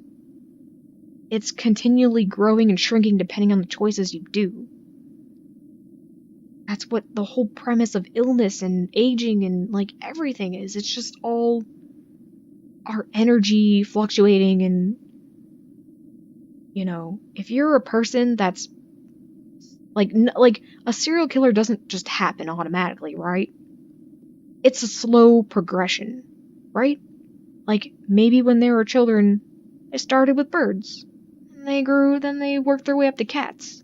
And they worked up their way to, you know, bigger animals. And then one day they started with a person. And maybe it was just one person at one time. They went a couple years. And then eventually they decided to do it again. And again and again and again until it becomes a serial act. And it's a choice. And then a doctor scans their brain and says, oh, look at the brain. They had no choice. They had absolutely no say in it. No, you have a choice because it's a slow progression. The brain is just a freaking muscle. You know, if you're constantly lifting heavy objects, your muscles tear down and rebuild itself. The brain's the neural pathways. Everything molds itself based on what you want to do. It's all about adapting to your situation. If you're a person that wants to say, hey, I want to rape a bunch of kids and, you know, I'm sexually attracted to children and I want to rape them and then murder them afterwards, you are making a choice. You might have the urges, but those urges were brought down through time after time after time of indulging and thinking about it. And there are people, and I know I'm kind of in really bad, dark grounds right now, and there are people who are going to disagree with me, and that's perfectly fine, because the more people that disagree with me, more people that speak their truth, I'm able to listen, go through their story, and say, you know what? You might be right. I actually might be wrong. That's perfectly fine. But getting mad and getting angry, starting wars, we're getting nowhere by that. We're getting absolutely nowhere. We have to listen and hear each other out. And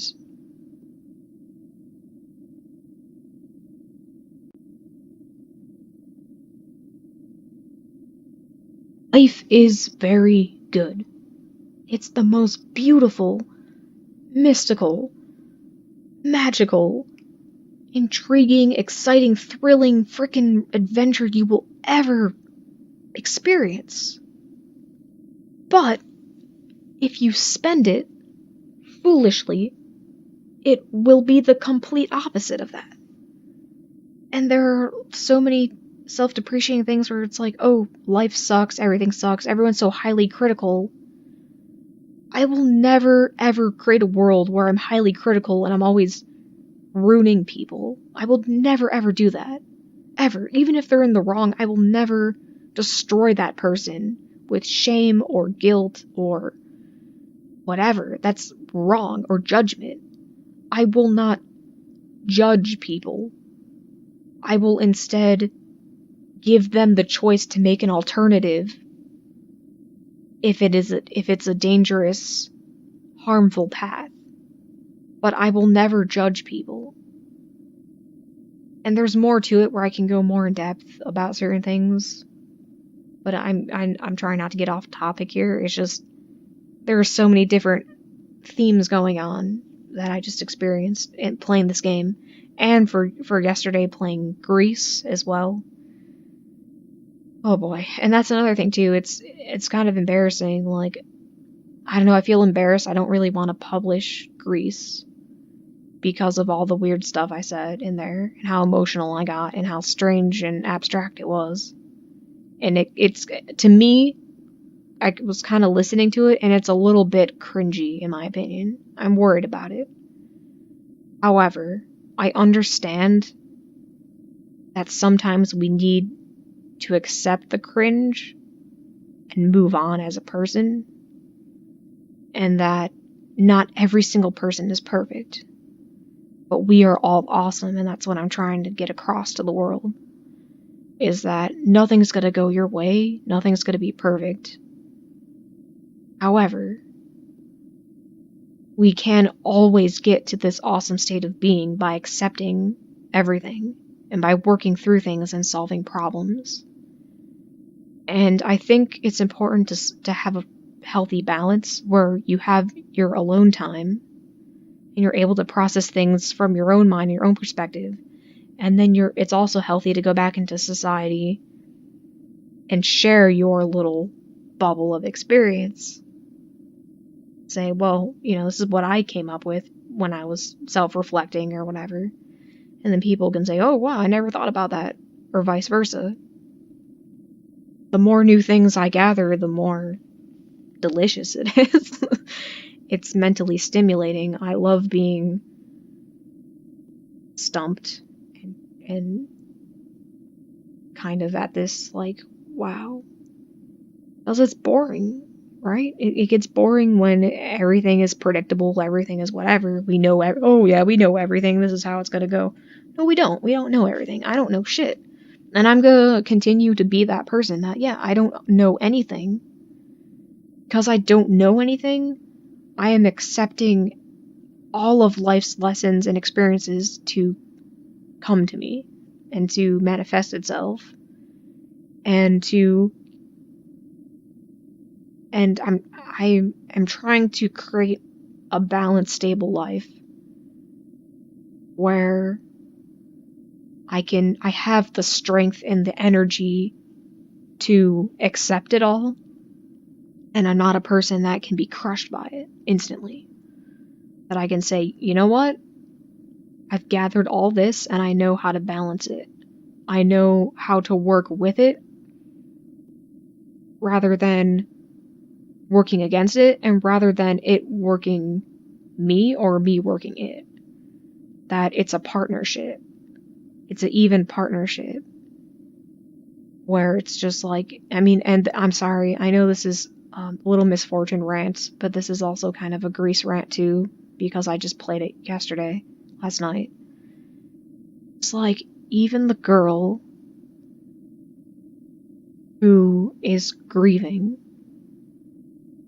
and collecting all the little pieces who are following her, and she's putting them back in the rightful place. That's kind of what I'm trying to do this entire time, is just seeing things for what they are, experiencing them, taking every little thing in every corner, reflecting. It's like multifaceted shape that has never been made before and doesn't exist. And it's not mathematically possible to exist. But I exist anyway. I defy that law by still being in the law and still being being in unison rather than it destroying me, or rather than me taking advantage of it. Because see, that's what's happening, I think, right now in our human history, is that we have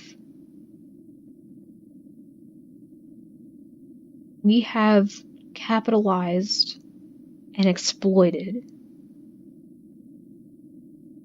the world that we depend on. We have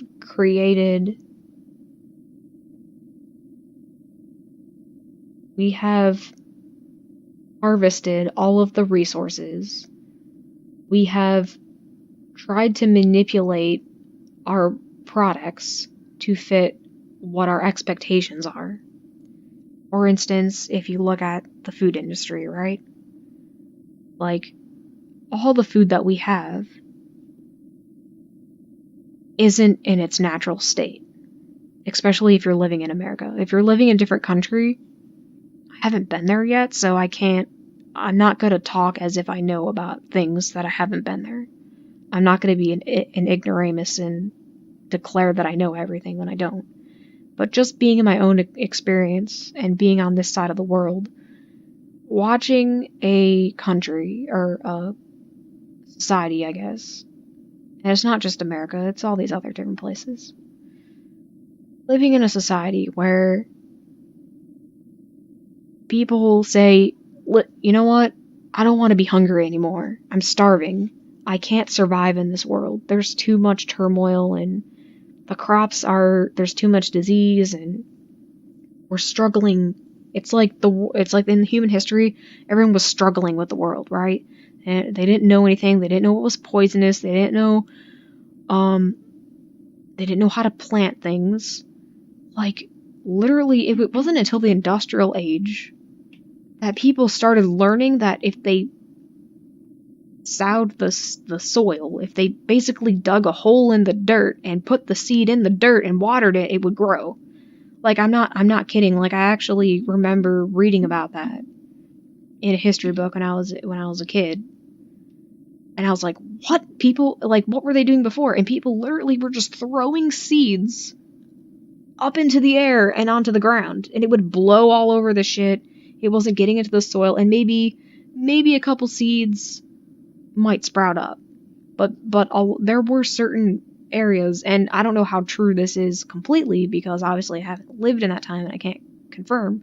But based on, like, history books and stuff about, industrializing everything, that's when people started saying, oh, well, hey, if you actually put the seed in the ground and you water it, it'll grow. And so then you have machines and they industrialize it, and we're mass producing things, and now we have all this food, and oh my god, we can plant all this food in a fraction of a second, and now we have all this food to feed everybody. Now we're not all starving anymore. So the human race and everything is blossoming, right? We're blossoming, we're growing, all these things are popping up. But what happens, right? Like, we keep exploiting it further and further, right? Like, all the coal back in the industrial age, all the coal, all the mining, all the factories were producing all this smoke, and the ecosystems were completely dying, right? Like, all the animals, natural selection, like the birds, the populations, people were getting sick. Workers' rights were shit because children were in factories, women had no rights. Like, it was just terrible, right? And so, struggling, and then finally making kind of a breakthrough where it's like, oh, well, I know how to kind of control the world now. Okay, this is what we do. So we have this mentality, okay, we control it. And then we push it even further. So now this is going more into the 20th century, where we have people modifying the genes of our produce. Let's just stick with the food for now. We have people modifying our food, so now it's like, oh, well, you want tomatoes in the winter? Okay, well, let's inject fish DNA into the tomatoes. And that's a real thing. You can look it up, where they were injecting fish DNA into tomatoes because tomatoes could not survive the cold winters. And so we have all this genetically modified food, and they're experimenting, and they're doing all these crazy things. they're adding more pesticides, more stuff, which started coming up more after World War II because the Nazis were using this to, unfortunately, start wars and massacre certain types of people that they didn't deem were worthy enough. And that's why I say about, and that's just going back, tracking to all the energy fields and how whenever you believe that one thing shouldn't exist and one thing shouldn't be, that's when more turmoil starts and things start decaying. But anyway, so we're making all this food and now we're using all those chemicals. Oh, look, we just made this. Oh, well, what happens if we stick it in the food and all this stuff? And now things are getting bigger. There's less bugs eating it because we killed all the bugs and all this stuff. Well, okay, what's the consequence of that now? Like, we're always producing, and it's called a certain terminology. It's been so many years since I've last remembered it, so I apologize. But basically,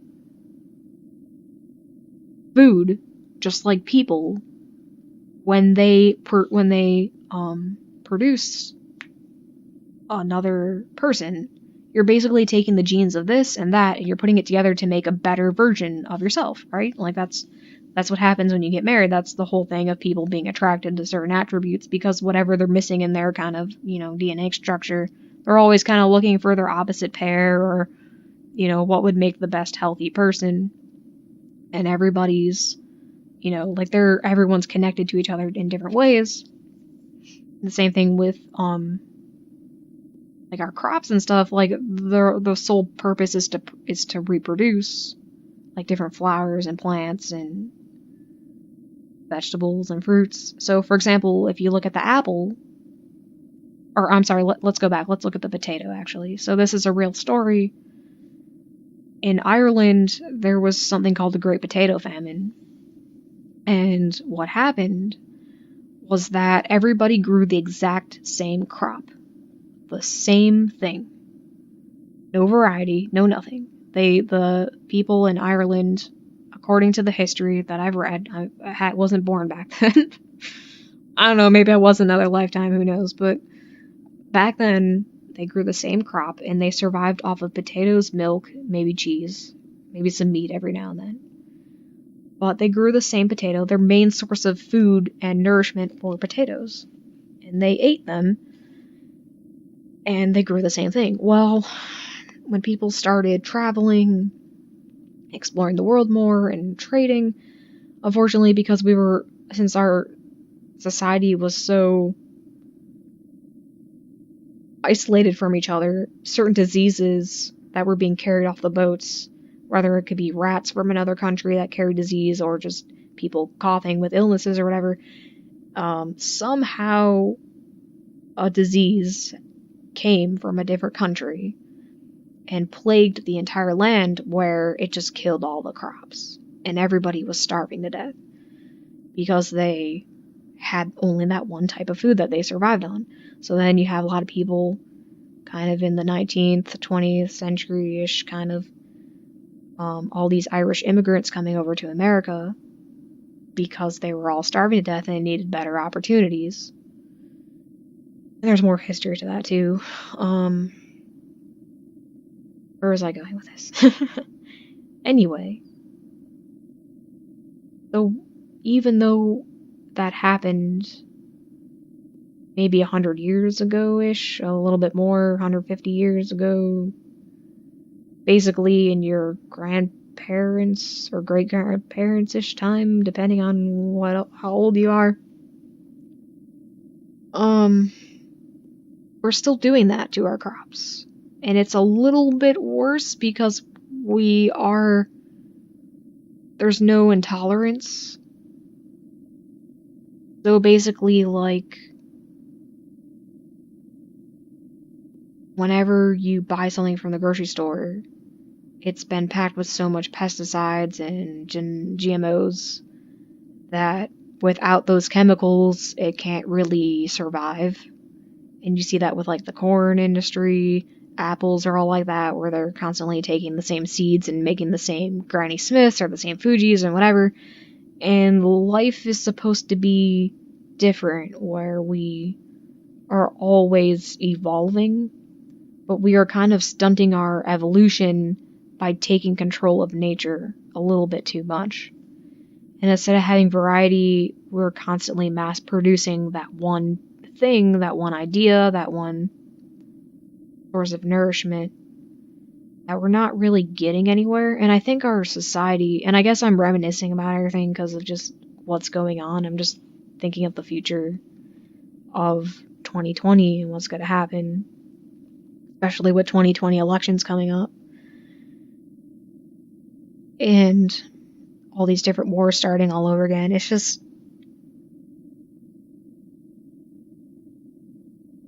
every person needs to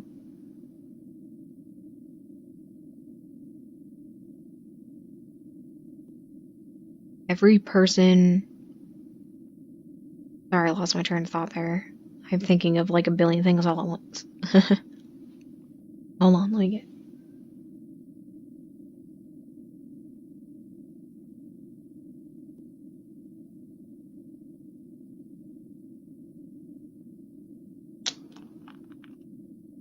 I guess that's the thing too, is like... sorry, it's a ice cube in my mouth. I think the thing is like... we can't expect things to stay the same ever. We can't expect for one idea to go 100% our way. It's a nice, wonderful idea to have, to say, hey, to solve the world's hunger problems, let's make a bunch of food and mass produce it. And it's going to be cheaper, it's going to be faster, we're going to have a shit ton of food. That's great, that's an amazing idea. The consequence to that is that, one, the food isn't quite as healthy as it used to be, and like, two, because we're only making the same varieties of things, it can easily all come to shit. And all the mass producing, all the chemicals, everything that we're doing is causing great ecological damage to our society. And I don't even get into the global warming aspect or climate change aspect. Forget about it. Forget about... who cares if the earth is flat or if it's round? Who cares if... who the hell cares what the right answer is? All we know is what we can see with our own eyes, right? So forget about it. All you need to see in front of you is that, hey, what we're doing was a good idea, maybe at the time, and it fed a lot of mouths, it did a lot of things, but based on all the factories, based on all the pollution, based on all the sludge we throw in the ocean, based on all the single-use plastic bags we use and all that, we need to clean this up. And it's kind of destroying the whole world, and everything's very, you know... the world is dirty right now, basically. It just needs to be cleaned up. As we basically have produced so much that we're producing trash at a very fast rate that we can't clean it up fast enough because there's not a lot of people who care about it. And we don't need to get in politics. We don't need to argue about if climate change or global warming is real. Who the hell cares? What do we know that's real? Well, we know there's lots of plastic in the ocean, and a bunch of animals are choking on it and dying, and going extinct. We know there's a lot of wildfires because of droughts and whatever the shit reasons. We know that dumping toxic waste into the water supply or into the soil makes the people who live in that area get cancer and get sick and die, right? Many cases of that. We know that all this factory farming makes people get sick and die, whoever are around it, right? Like the sewage goes into the soil, goes into the water supply. The people who are living next to all these factory farms, they're sick as shit. They have all these problems with their different organs in the body. They're getting cancers. Eating foods like that are causing all this cancer and negative energy and all this stuff. You know, we know that all this stuff isn't that great. And we have, and even, I mean, think about all the sugars and salts, right? Like, back then, on like the Silk Roads, like trading sugar and spices were so rare and so hard to find, and they were so expensive that only the rich could afford sugars and spices. The average everyday people never ate salty or sugary food until now in our modern day society. And like, so you got to think about it. If it's not really natural to have so much of it, why are we having so much of it now in our diets? And that's the thing where it's like you have to learn the correct balance, the correct natural balance of what is needed. Okay, naturally, refined sugar is not a natural thing. Okay, maybe I should cut back on it. Or, okay, no, eating like all this hot food every day isn't that natural. Or eating all this meat and shit that's packed with chemicals. I mean, think about when people who are living in certain areas, you know, there are people who are more indigenous to the land and there's no freaking food anywhere. They can't grow anything, especially people in like super cold climates. And they only, their main source of their nourishment is meat that they hunt and kill. But there's a big difference to that to people who are just like going out to the supermarket, buying a steak or ground, you know, whatever, or fish that's just packed with mercury and lead and all these chemicals and like all these diseases and E. coli and mad cow disease and like just all the plastic and hormone growth and just all the shit and disgusting ass shit that is just being packed full in our food. And so our DNA is just being destroyed by it because we are what we eat, we are what we do. Everything is, we are all adaptable beings. We are always changing, and our minds, our body, the person today, not be a person, the same person tomorrow, right? And at the end of the month, you're going to have completely new cells, completely new whatever. Our hair color changes. Sometimes we lose our hair. Our eye color changes. Skin color changes. We are always changing. There's no...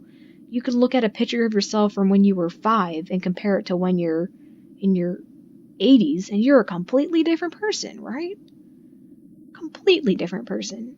And it's a progression, right? It doesn't just all happen all at once. You don't just wake up one day and you're like, holy shit, I'm an old person. Like, no. It's a progression of that, and there's so many balances that we need to learn, and all the body needs needs certain exercise requirements, and the way that we modernize exercise is just kind of silly, where we're always counting our steps and we're always, and it's okay to have if it motivates you to feel better and do well, that's perfectly fine. You don't need to feel ashamed for that. But we come to the point where everything natural is quite the burden, where all of our ancestors would kind of be looking at us like, wait, you mean you actually need motivation to just walk? Like, what? Like, I'm sure if all of our ancestors came back and like looked at their offsprings over the years, they'd be like, wait, what? You do what? I could just imagine all them like going through everyone's home like, you need air conditioning because why? Like you really can't handle like 5 degrees more than what it is outside? Like we're things have become very strange. And it's really funny too. It's quite here. I don't think it is a serious topic, very serious, and we should be concerned. But I think instead of worrying and freaking out, I think we should kind of laugh it off and say, all right, yeah, that wasn't such a great idea. Let's keep going. So again, like, I guess going back to the game, I'm sorry if I'm getting off track, but going back to the game, it's a very dark thing that's happening, right?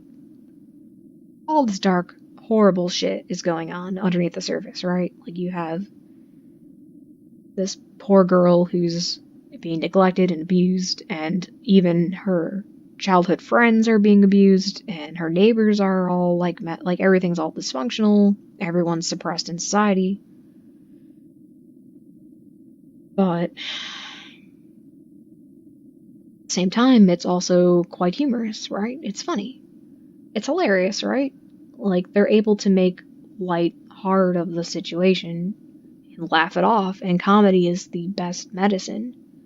Unfortunately, comedy comes from a dark, dark place, but it's kind of like comedy is kind of like a cape that you put on to fly out of the darkness, or like a big pogo stick, or like a rocket that just kind of shoots you out of it.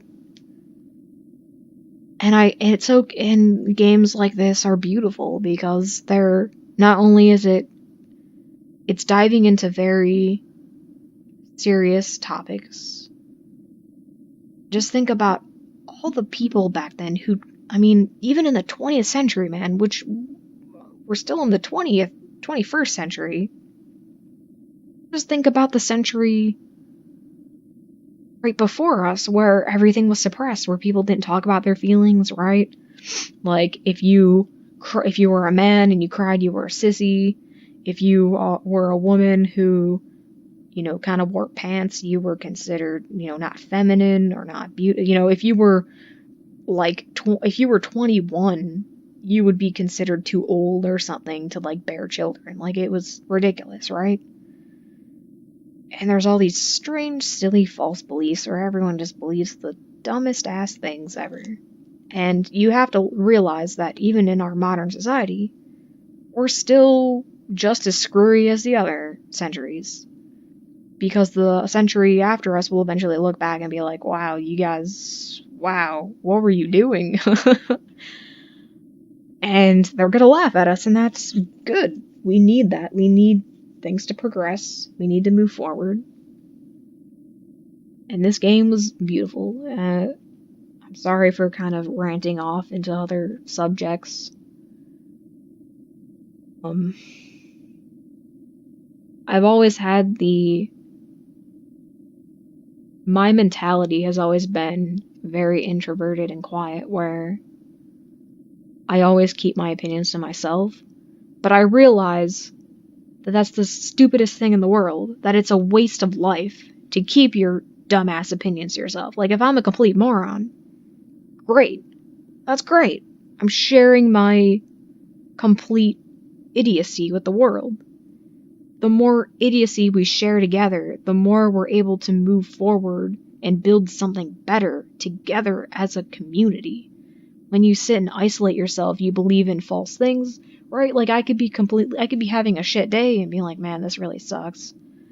And because people don't have anyone to talk to, you end up believing things that aren't true about yourself, right? You're like, oh, I'm dumb, I'm stupid, like, I hate everything, and it's not true.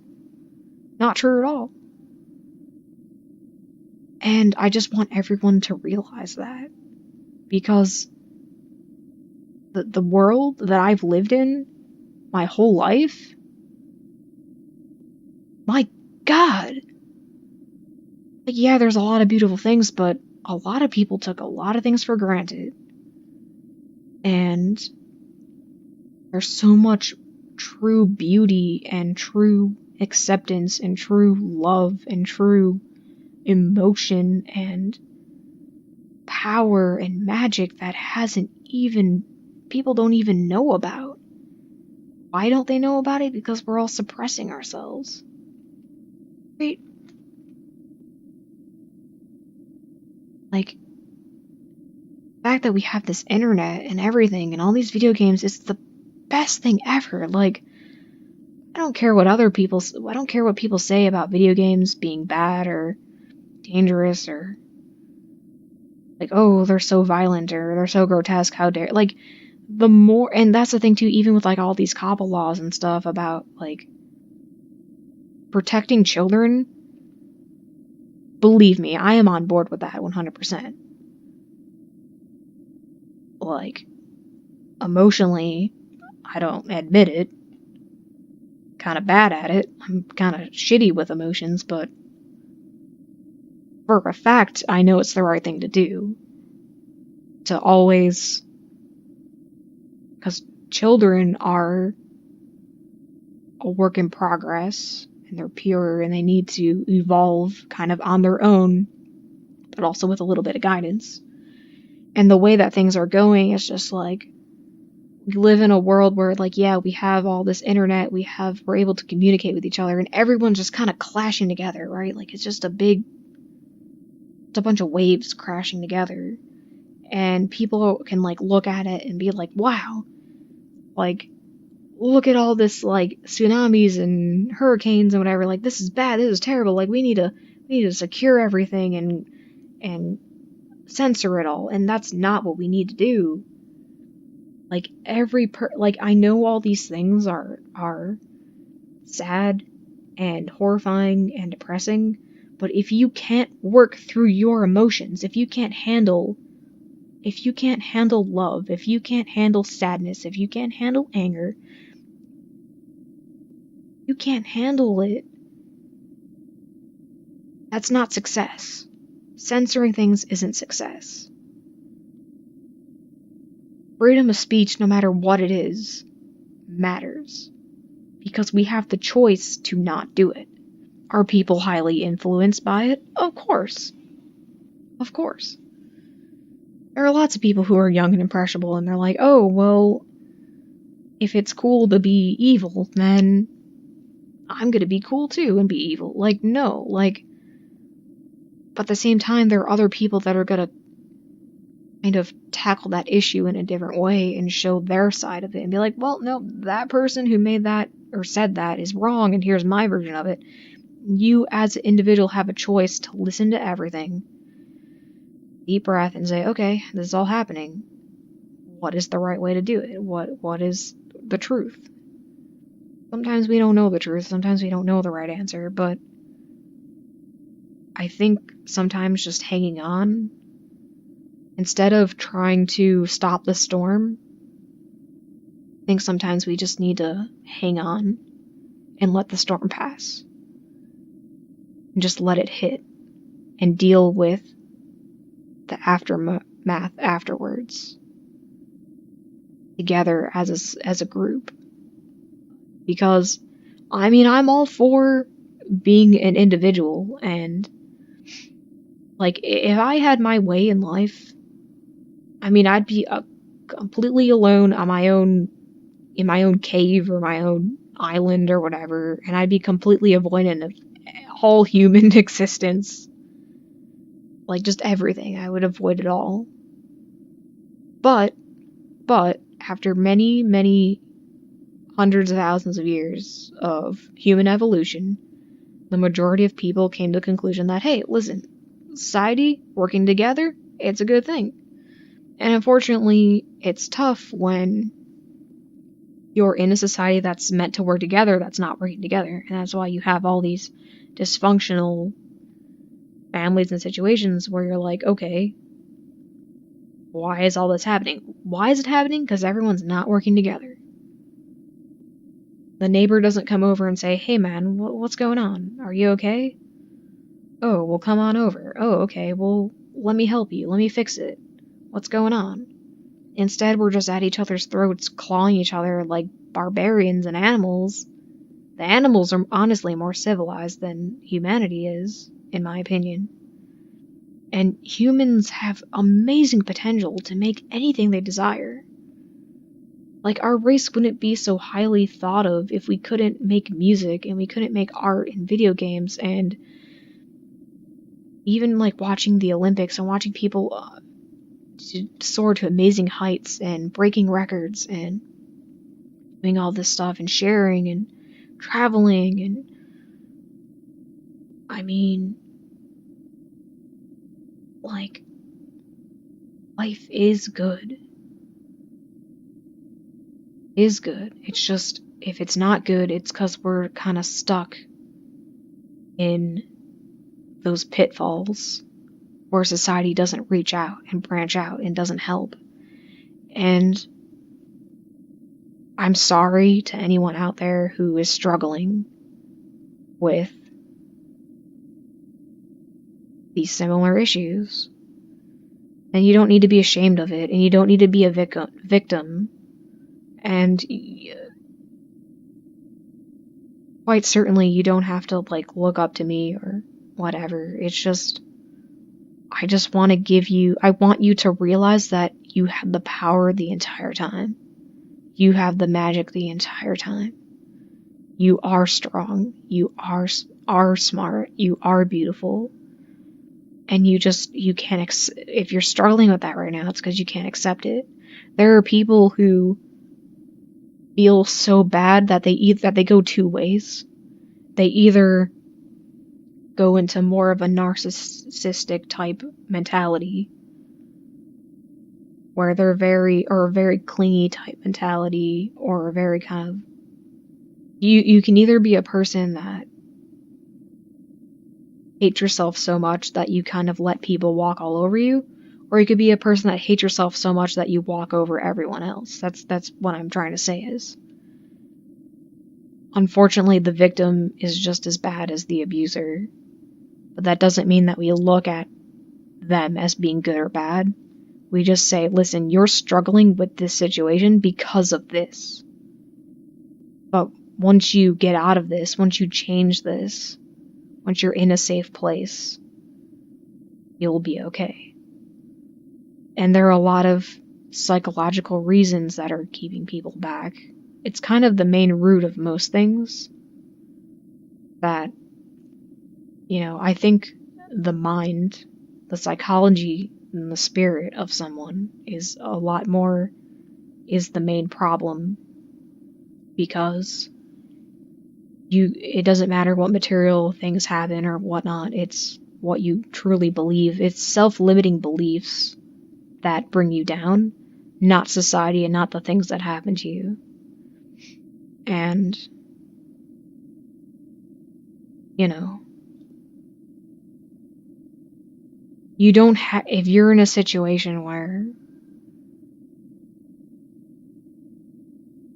you've been hurt a lot by different people in different situations,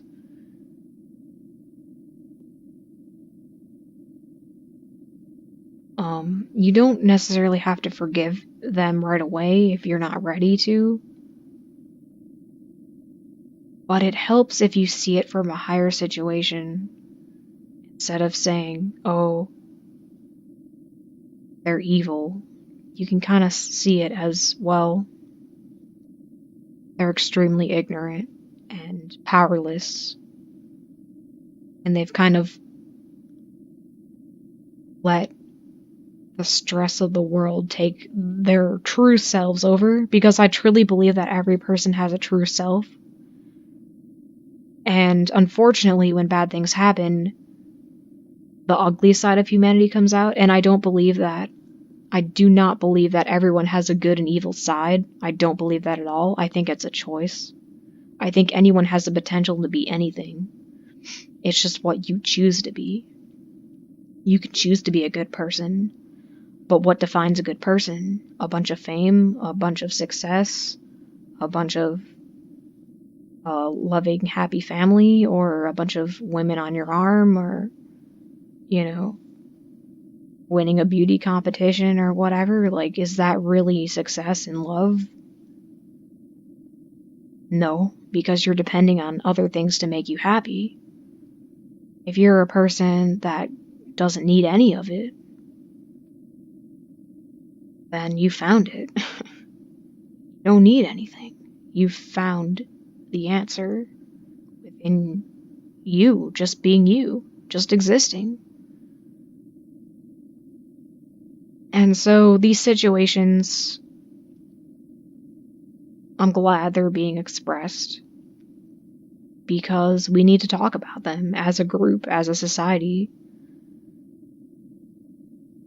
And We need to think of more solutions as a system. And that's the problem too, is that you can't treat individual situations in a systematic thing. It would be nice if you could push a button and everything just turns happy. It just doesn't happen that way. There's no one system where you say, oh, well,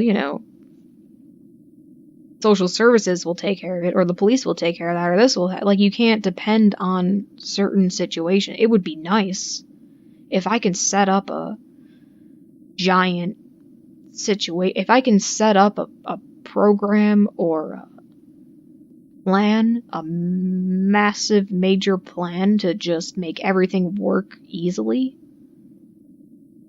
I mean, how easy would that be? I could be lazy all I want. I don't have to do shit anymore. Like, finally.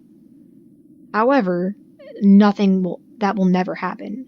The only system that will work is that every single person wakes the hell up and be's the best version that they can be.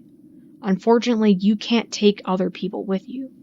You might one day wake up and say, you know what, I can't take this anymore. I need to level up as a person. I want to be a better person. I accept myself. I love myself. But you might still be in a marriage where it's still toxic. And you might desperately want to take that person with you. Oh, come on, let's get together and let's lose weight and let's have a happy life and let's do this. And it'll all be good, it'll all be great. And you're all excited and happy because you're just like, come on, like, we can be healthy together and we can change things and we can save our money and we have all this plan and we can do all these things. And your friends, your partner, your parents, whoever the hell is around, your coworkers might not want to do it. They might not agree with you. They might be like, I don't care. I don't want to do that. I don't want to get healthy. I don't want to travel. I don't want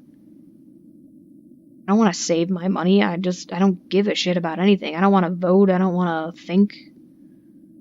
I just want to be miserable. And those people, you have to leave. And it's not that, it's sad and it makes it, I wish I could just solve everyone's problem. I wish I could just snap my fingers and make everyone happy. And over my life, I've learned, I've always given my happiness to other people, but I've always traded it for their misery, but they never learned their lesson. So it's a stupid thing anyway. If I'm generating happiness and I take away their pain, and they're still generating pain, and they're just leeching off of your own energy, and now you're being drained, and now you're sick, you're depressed, and you're miserable because they depend on you for that self-esteem or that whatever. They can't, if you're not generating your own damn happiness, you gotta rethink your situation. Every single person is responsible for that. You're not responsible for your kids' happiness. You're not responsible for your parents' happiness. You're not responsible for your spouse's happiness or the happiness of your cat or your dog. Like, I will do everything I can to be to be the best BFF of this cat that I have here. Like, I will give her the best food that I could possibly afford. I will always give her love. I will always take her to the vet when she's sick. I will do everything in my power, but I can't control the cat, right? I can't make the cat happy if the cat doesn't want to be happy. Luckily, though, animals are really damn awesome and kind of just do it on their own. They don't need much. They're kind of just like, oh, well, if I have a belly full of food and I'm healthy, then I'm good, and they're happy, and they're just fine. People are much more selfish and complicated.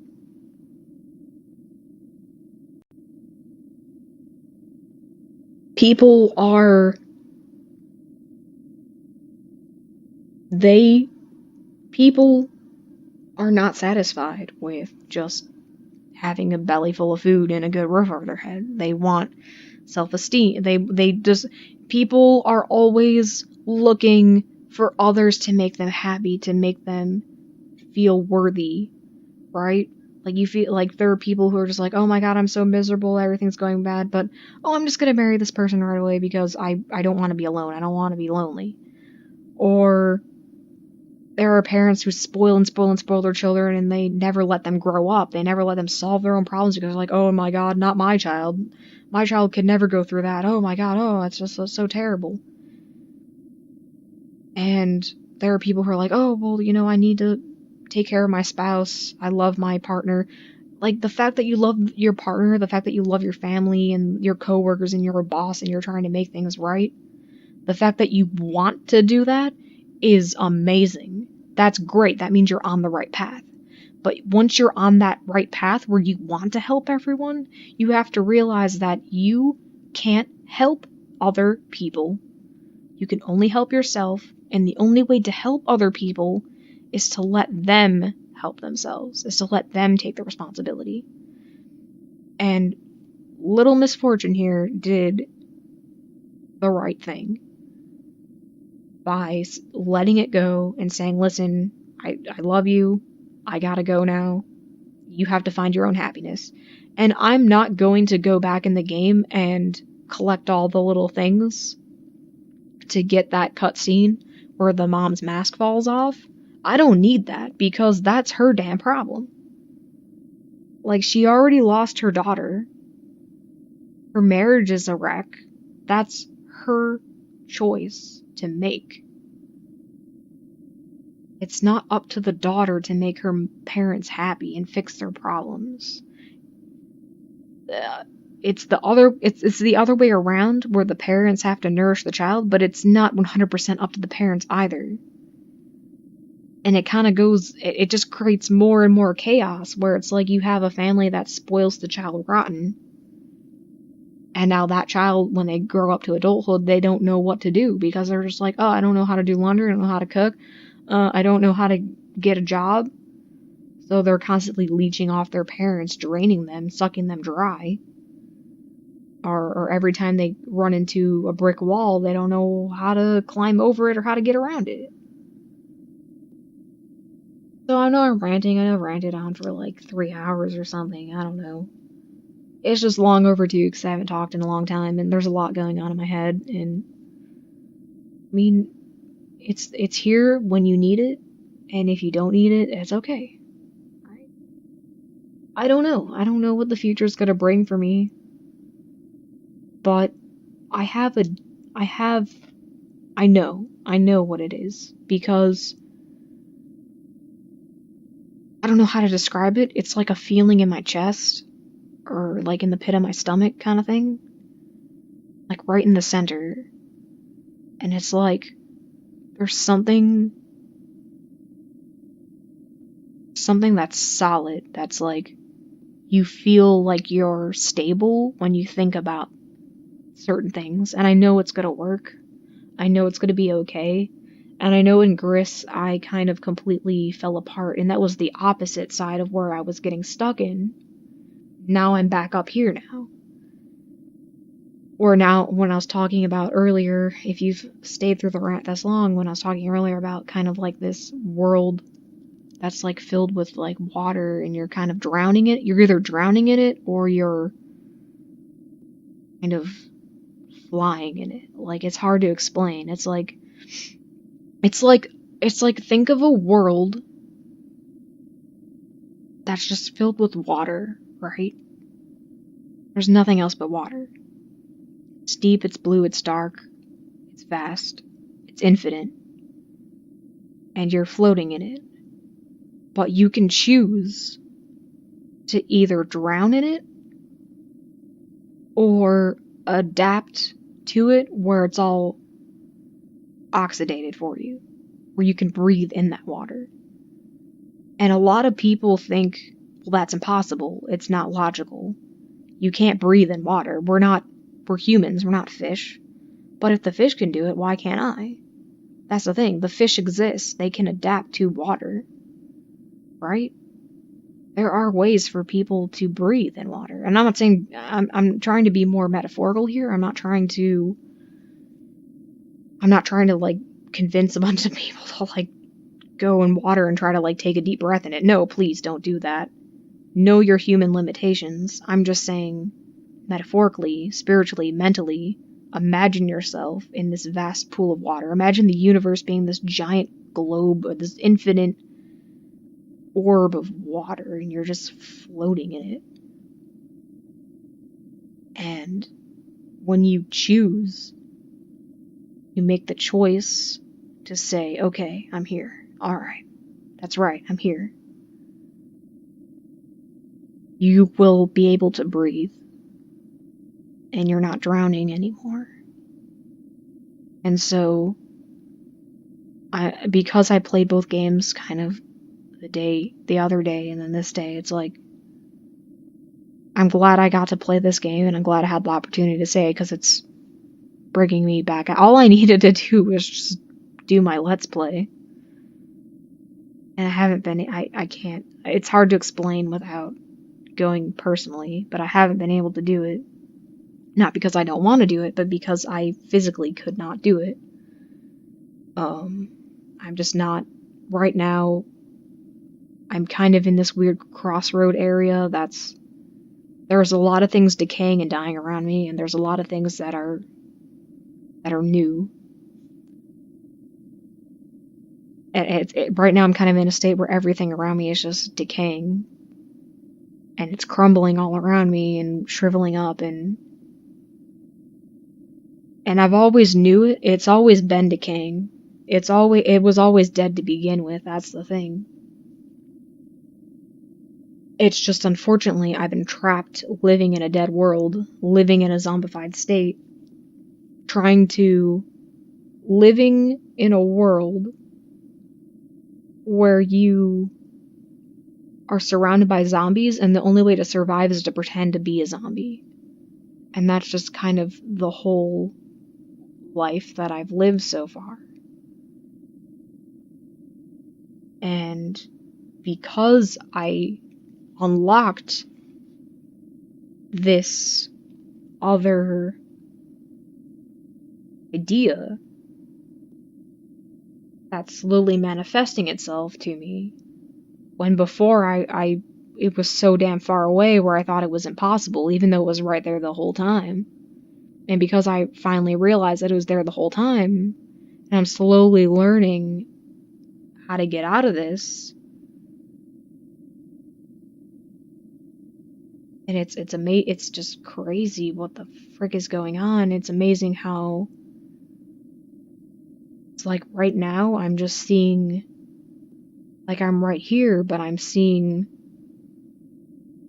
all these different worlds at once, and like all this deja vu, and like I wish I could visually show it to you as a movie right now. And I know sitting on the other side of the screen listening to me is going to be a bit of a challenge to understand what I'm talking about. It's definitely hard for me to explain things. I try my best to explain it. But the only way to explain it, I think, to the world is to go through with it. And I think that's why I had to suffer. Because I would have no credibility at all. It would just be all hot air and smoke. But it's extremely tangible because I've been through things that, strangely, a lot of people don't experience.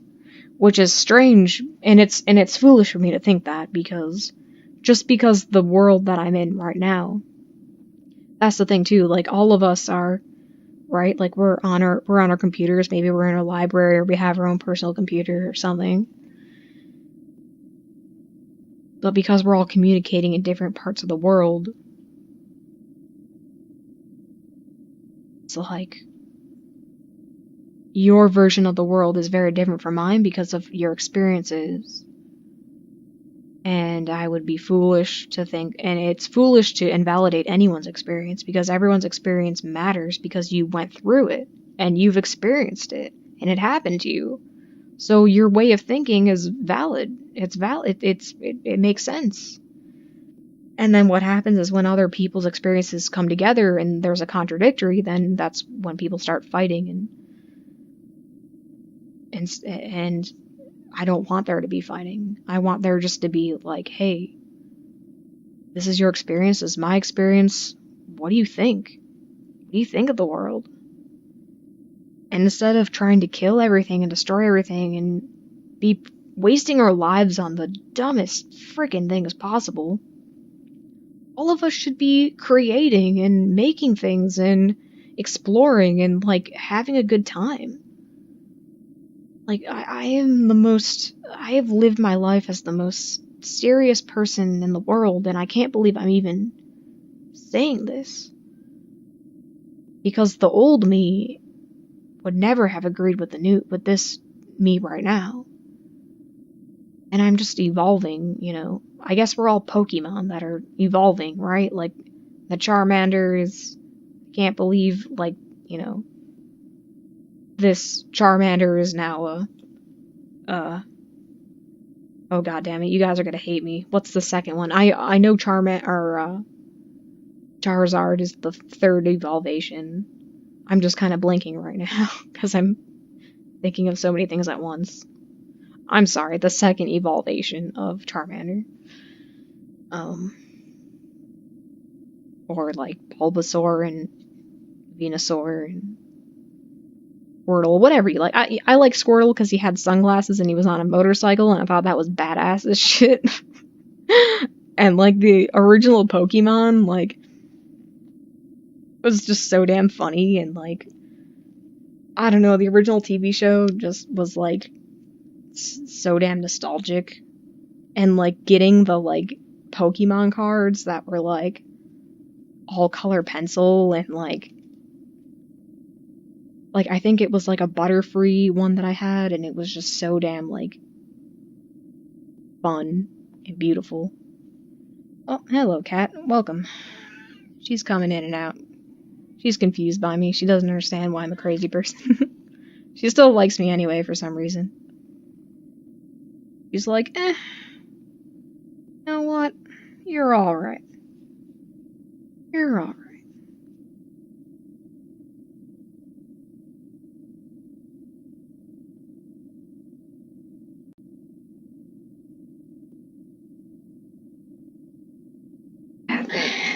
Yeah. Love and pets for you. So, yeah. I don't know. I know I've talked a lot. And, you know, these videos, I don't know. I don't think I'm just gonna be myself and just do what I want. Not because what I want, because I think I deserve what I want.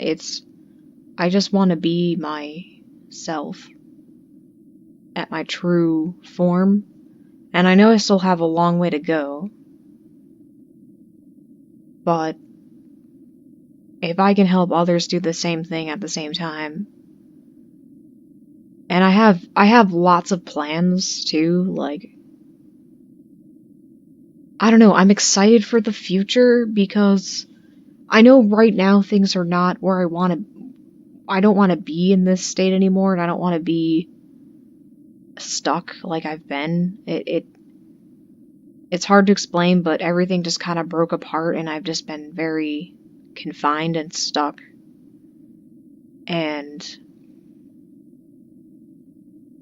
I have there's so much more that I need to unlock, and once I get past this state, unfortunately, that I'm kind of stuck in, like, once I just have a few things I want to repair. But that's the thing too, man, that I've come to realize is that everything as it is enough in the moment, and that's what I want to do, is I want to create a world where there is no more energy blockages anymore. It's just everything's in the moment, everything is here in the now, and we experience it together. We're experiencing things and we are learning together, and every person's experience is beautiful. And I don't know, there's a charm to, like, I mean, my playthroughs, like, they're different from everyone else's, right? Like, 'cause I'm my own person. And I don't rush through things like other people do.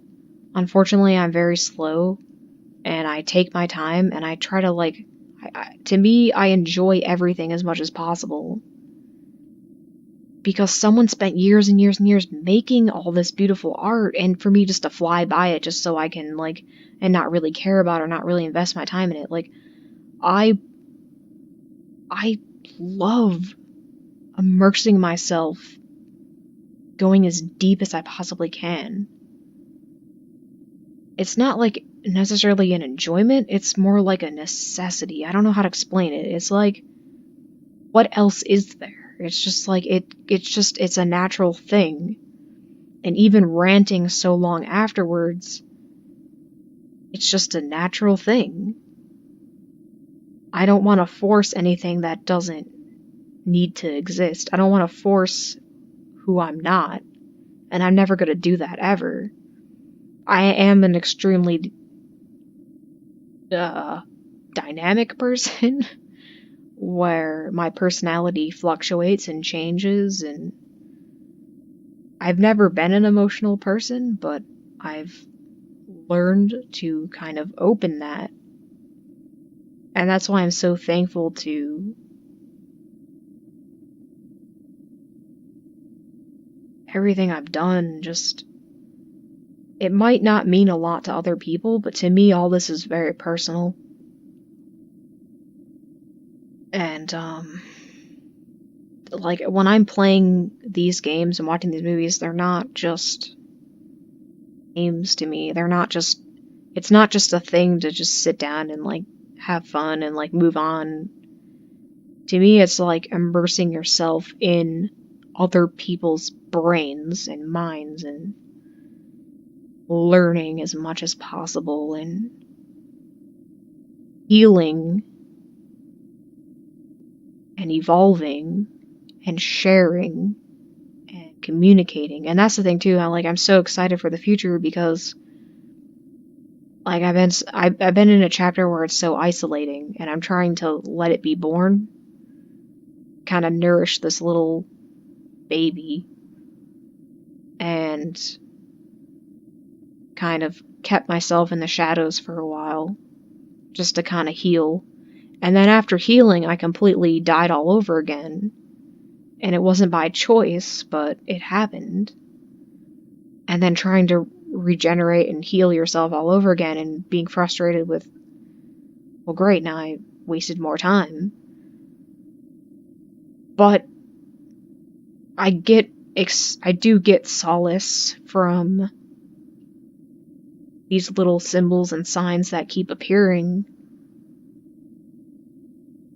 And it's weird how all at once, all this, I mean, there's a mood, like everything that's happening, it's all happening as a collective energy.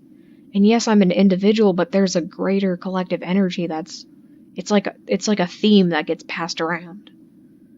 It's amazing. Like, I'm sure there's plenty of you out there who are like, yeah, 2019 sucked. It was terrible. A lot of people are saying that. Why, though? You think it means something? Don't you think that there's a collective energy, or a lot of... And that's the thing, too, is I'm not gonna let the energy falter.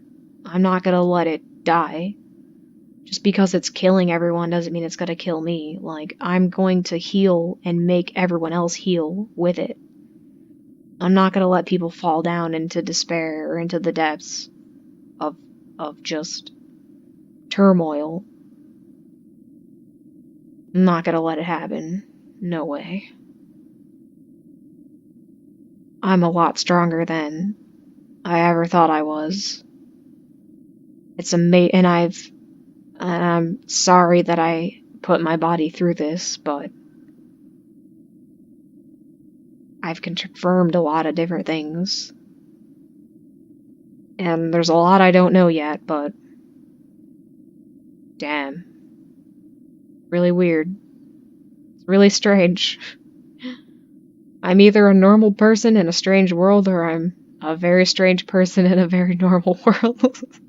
I don't know the difference. I guess it could be interpreted as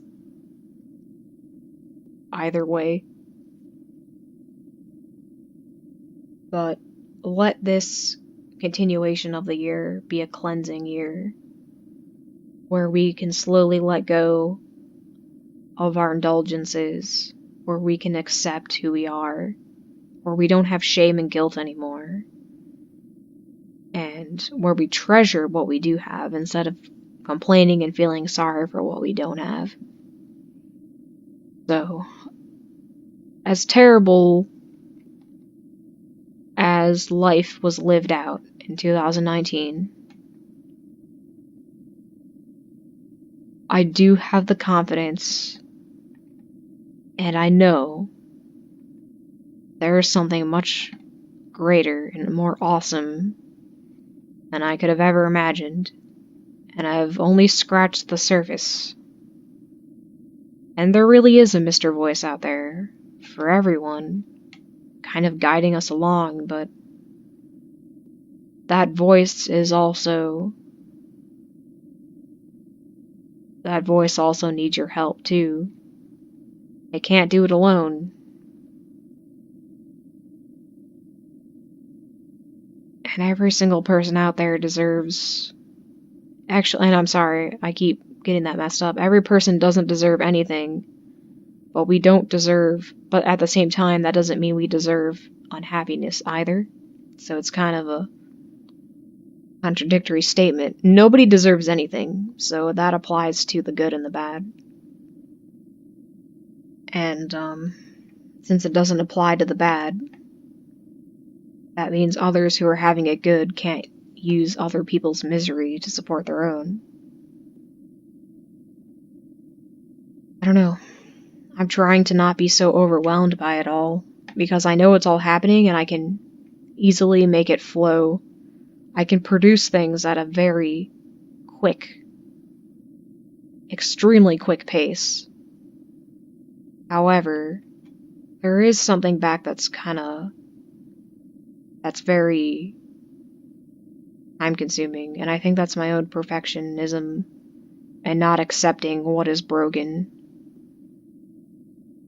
But it's time to move forward and start the new chapter. I just have to accept it and move on.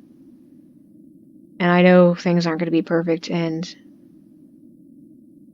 I know that looking back on everything I've done so far, like, at one time, it could be very, it could be the best thing that ever happened to me at that moment. But then years later, something even better happened. Then you look back and you're like, why was I so worried about that anyway? But,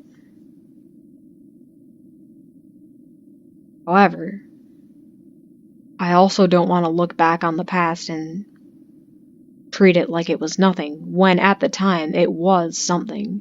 And I don't want to diminish that. I don't want to make light of what it was, because it was something very big.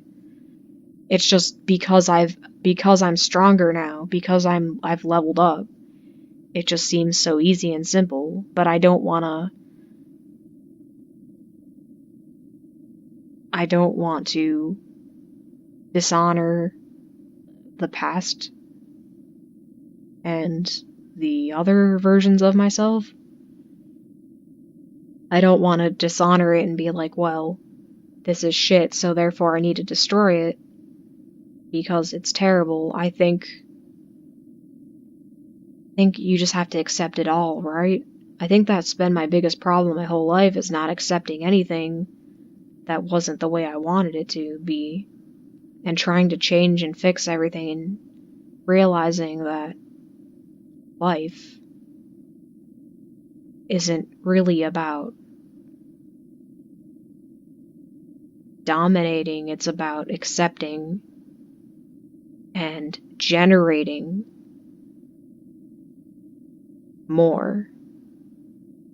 Like, that's the thing people misunderstand, why people don't fall into the acceptance category, is because they don't realize that by accepting, you're actually generating more. You can have so much more if you just let go and you accept it all. You just say, okay, let's just keep generating, let's keep flowing the energy. You know, it's like a waterfall effect, but if you kind of block up the dam, then the water just kind of builds up and floods improperly, and the flow isn't natural. Or there's lots of energy blockages, and, you know, it's gotta be good, though. Just don't kill me. um,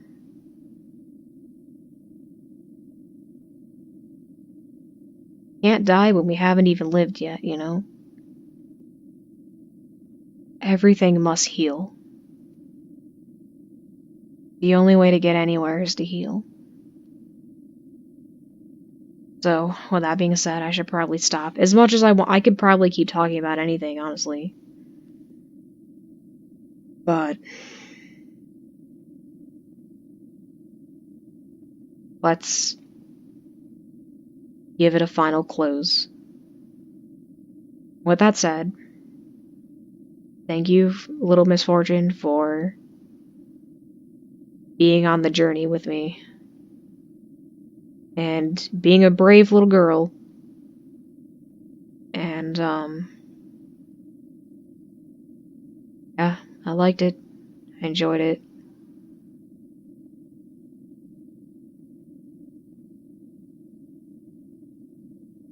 I hope that they keep making more.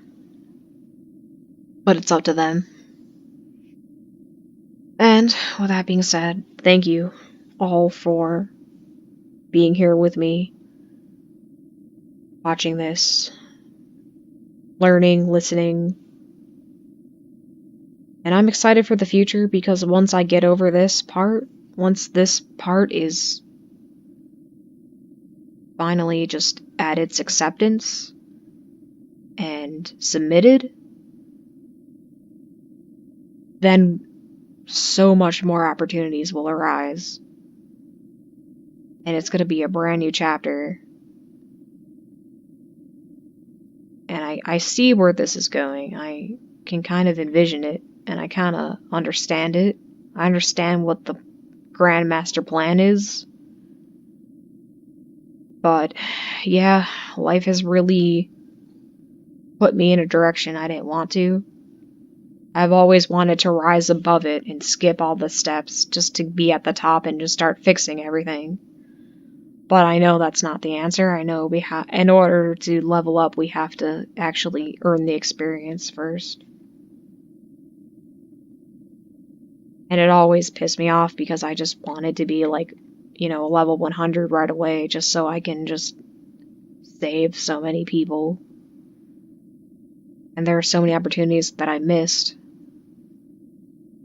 I wish I was strong enough at the time to fix and save so many things, and I tried my best, but I realize that there's actually more to it. That the more I control how life works, the more I fret over my decisions, the less life I experience. And it's best to kind of just keep moving, always moving, never stopping. But when we do stop, we're going to reflect so heavily that we open even more doors. And it's just a big vast galaxy, honestly, where there's just stars everywhere and constellations and everything is just so beautiful and it's all connected. That's what I'm gonna do. Everything is just all one big thing.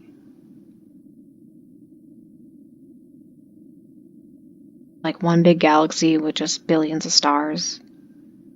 And if there was only one star,